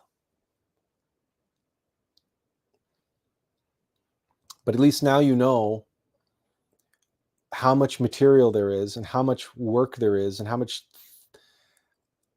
much there is to study and master on the spiritual path that doesn't include crystals or dream catchers or psychedelics or ecstatic dance or any of the other trappings that are pitched out there, that are sold to people. And we didn't include any meditation CDs, or we did say listen to beautiful music, and you can listen to mantras, or do mantras, and so music is important. And you can listen to beautiful flute music. So we often will listen to native flute or Tibetan flute. So that's all fine. That's all well and good. Music and mantra and prayer, those are all good. Gregorian chants and you can get you can listen to all this stuff for free on YouTube or Spotify. I mean, there's lots of stuff. We're not a big fan of the so-called specific meditation music, and we even ourselves, we never use any of those meditation CDs or anything like that.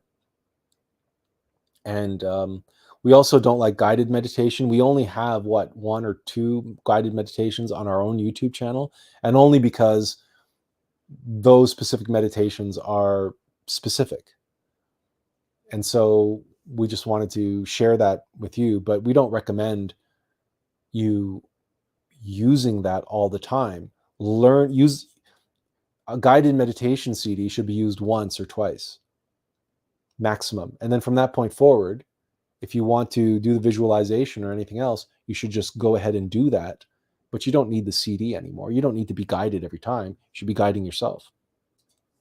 Benjamin asks, how can we know if we are gaining or losing spiritually?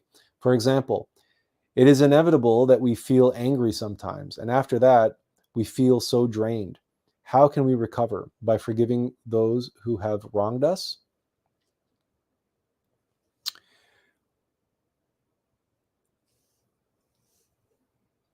Okay, so there's a couple different questions in there.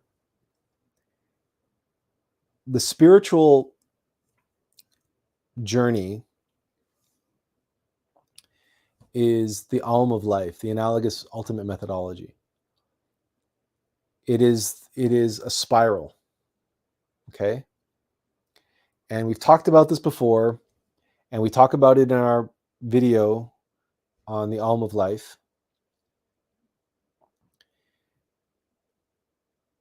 that spiral is Jacob's ladder.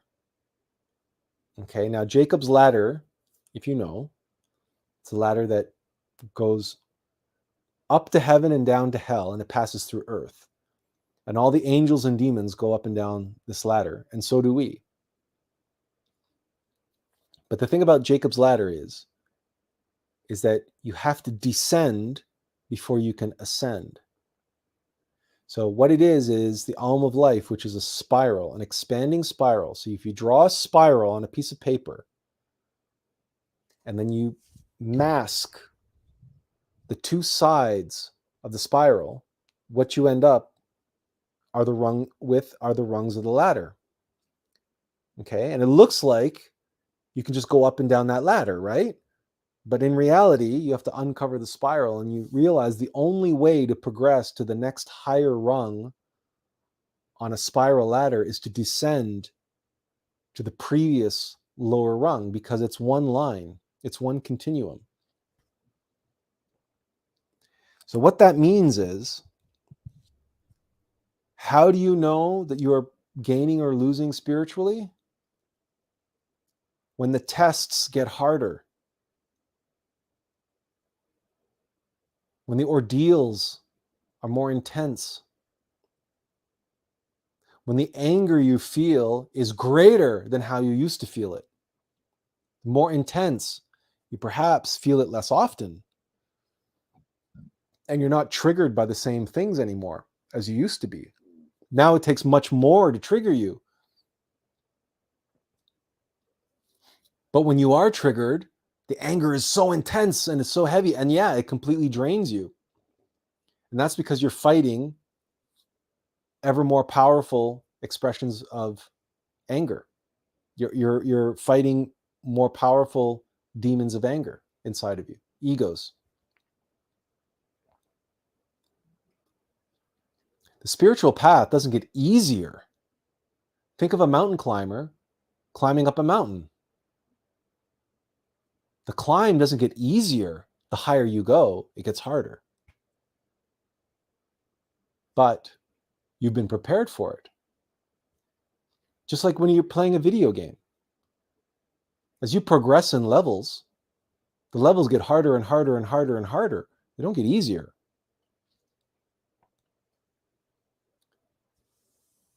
As for feeling angry, losing control and anger and feeling drained, how can we recover? This statement, forgiving those who have wronged us, think of it not in terms of someone has wronged you. Think of it in terms of you've been tested. Someone was testing you. And if you lost your temper, and if you believe that they were wronging you, then you've got more work to do on yourself. Now that's not an invitation to go and berate yourself or feel ashamed. It's just a recognition that the people who trigger us are a mirror to us, and they're there to help us understand ourselves, to help us know ourselves. And they bring to the surface very powerful egos that are buried deep in our subconscious mind. So thank God that person was in your life to test you and to draw that ego up to the surface so you could catch a glimpse of it, that anger. So how do you recover by feeling so drained? You can, anything that gives you energy, but listen to some beautiful music, anything that will raise your vibration, get some rest, relax. Again, just, try to sit down and relax and meditate and listen to beautiful music, watch a beautiful movie.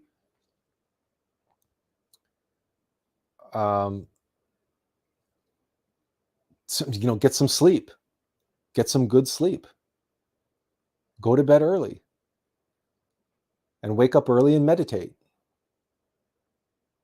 If you don't have any energy to meditate, that day, that evening, then wait until the next morning.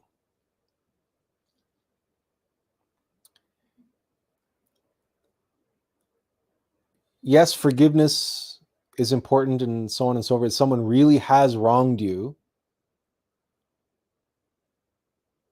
but if you see that person as only being there to test you, to help you grow, to help you develop, then it's hard for you to be angry at them. But it's also not an invitation to be angry at yourself. It's just recognize that you had a moment of weakness. Benjamin says, thank you for that explanation. I'm a very calm person and seldom angry, but yes, I notice that if I get triggered, it is bringing to the surface a deep-seated ego. Thank you so much. God bless you.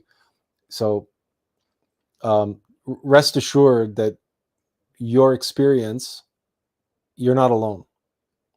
Your experience is not unique. Okay, I can attest personally to very similar experiences, and the circumstances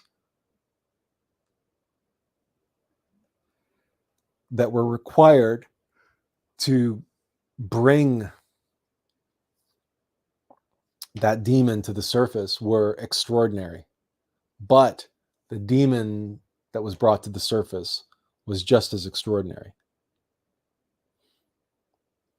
So when you have moments like that, when you have experiences like that, you don't sweep them under the rug and don't let them pass without meditating on them, because you're potentially throwing away a treasure trove of self-knowledge. You're potentially throwing away a rare opportunity to study a demon who otherwise lives in complete anonymity, deep down in his lair, in his dungeon, well away from prying eyes and from your capacity to access.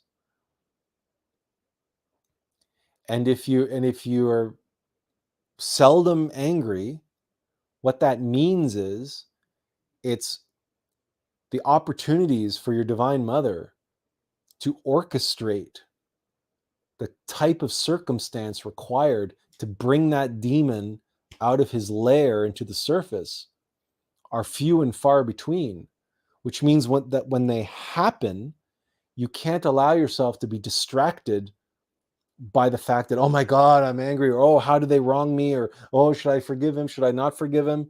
You know what? Recognize the entire experience for what it is: a test, a trial, an ordeal, and an opportunity.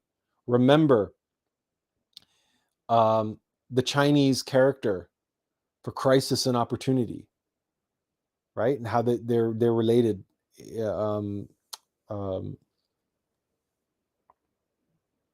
Yeah, it's the Chinese word for crisis has the character for opportunity in it or something. We can't remember the specifics of that. But anyway, every crisis is an opportunity. That's the point. So, but we can only know that for sure if we meditate on those events, on those circumstances. Any other questions? We're coming up on the 4-hour mark, so if anybody wants to ask anything, or for those of you who have stuck it out this long, that's remarkable. But we hope you found today beneficial and helpful, and we hope that we were successful in our intention today to get down to the brass tacks, really share with you what what really matters, and strip away all the superfluous stuff. So we hope you found it useful, beneficial. And if you did, don't forget to like the video and share it if you are so inclined, so that others can benefit from this information. And as always, we want to thank you for being with us today and for sticking it out these almost 4 hours. If you have any more comments or questions, now would be the time. Okay, come out. Okay, so Benjamin's just answered, yes, this is very beneficial guide, worth rewatching to help free ourselves from bondage. Thank you. And Kamal Manzuki says, started doing visualization methods today that I'd long forgot about, and then remembered suddenly it was Sunday, and was very glad to have caught the live stream in time. Well, we're so happy to have you here, Kamal. So the subject was sort of serendipitous. We love to hear that. And you're the second person today to say today's live stream was serendipitous. So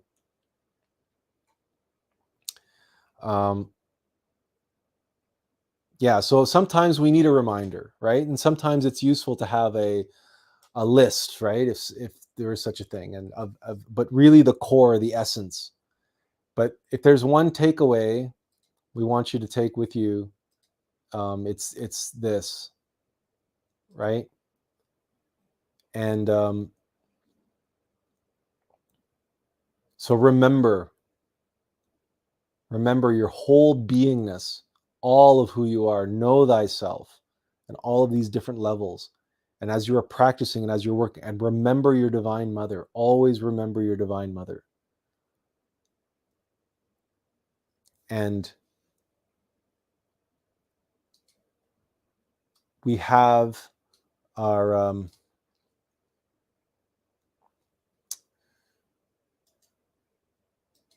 here.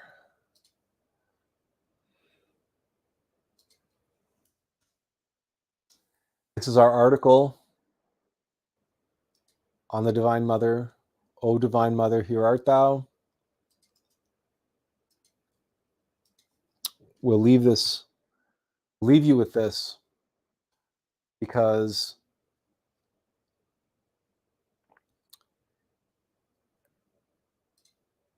she is the one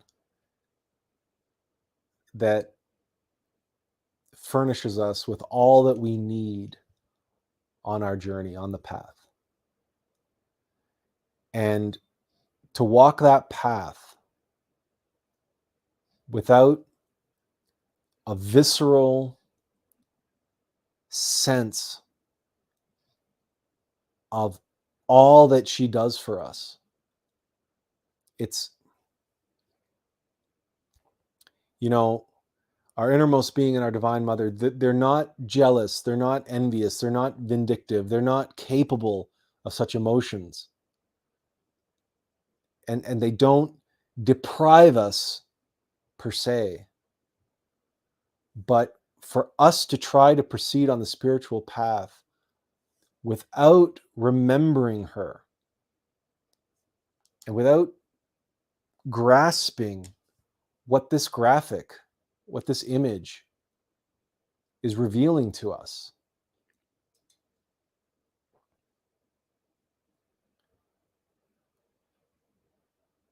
and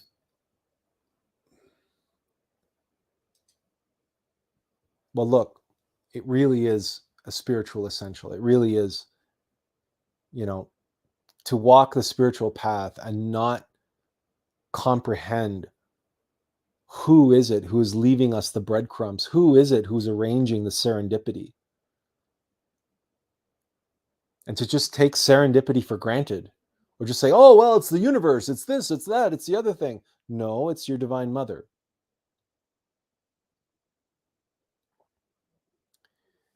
And so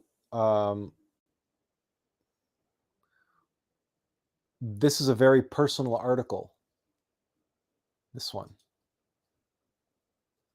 And to grasp the devotion that we have to our divine mother, just read some love poems by Rumi, because all of Rumi's love poetry is written for his Divine Mother. And when you grasp that the Mona Lisa is Leonardo da Vinci's Divine Mother, and Beethoven's infamous Immortal Beloved that they named the movie after, starring Gary Oldman,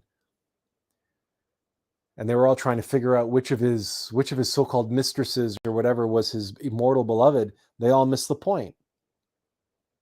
Beethoven's immortal beloved is his Divine Mother.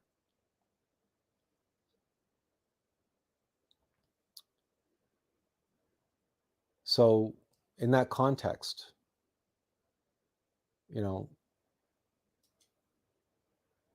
we can say that that's another spiritual essential. It's another essential practice. We've said as much, because remembering your Divine Mother as part of your self-observation is important, but also remembering her, visualizing her as you do your pranayamas, as you do your meditations, and as you experience serendipities, and as you bless your food, remembering her, that's the body of the Divine Mother. That's Divine Mother Nature. That's her body and her children that we are consuming when we eat.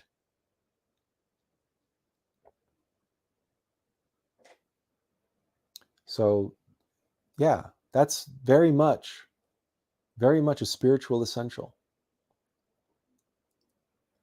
And in our article on the Divine Mother, we talk about serendipity and the origin of the word and the meaning of serendipity and how that relates to our Divine Mother.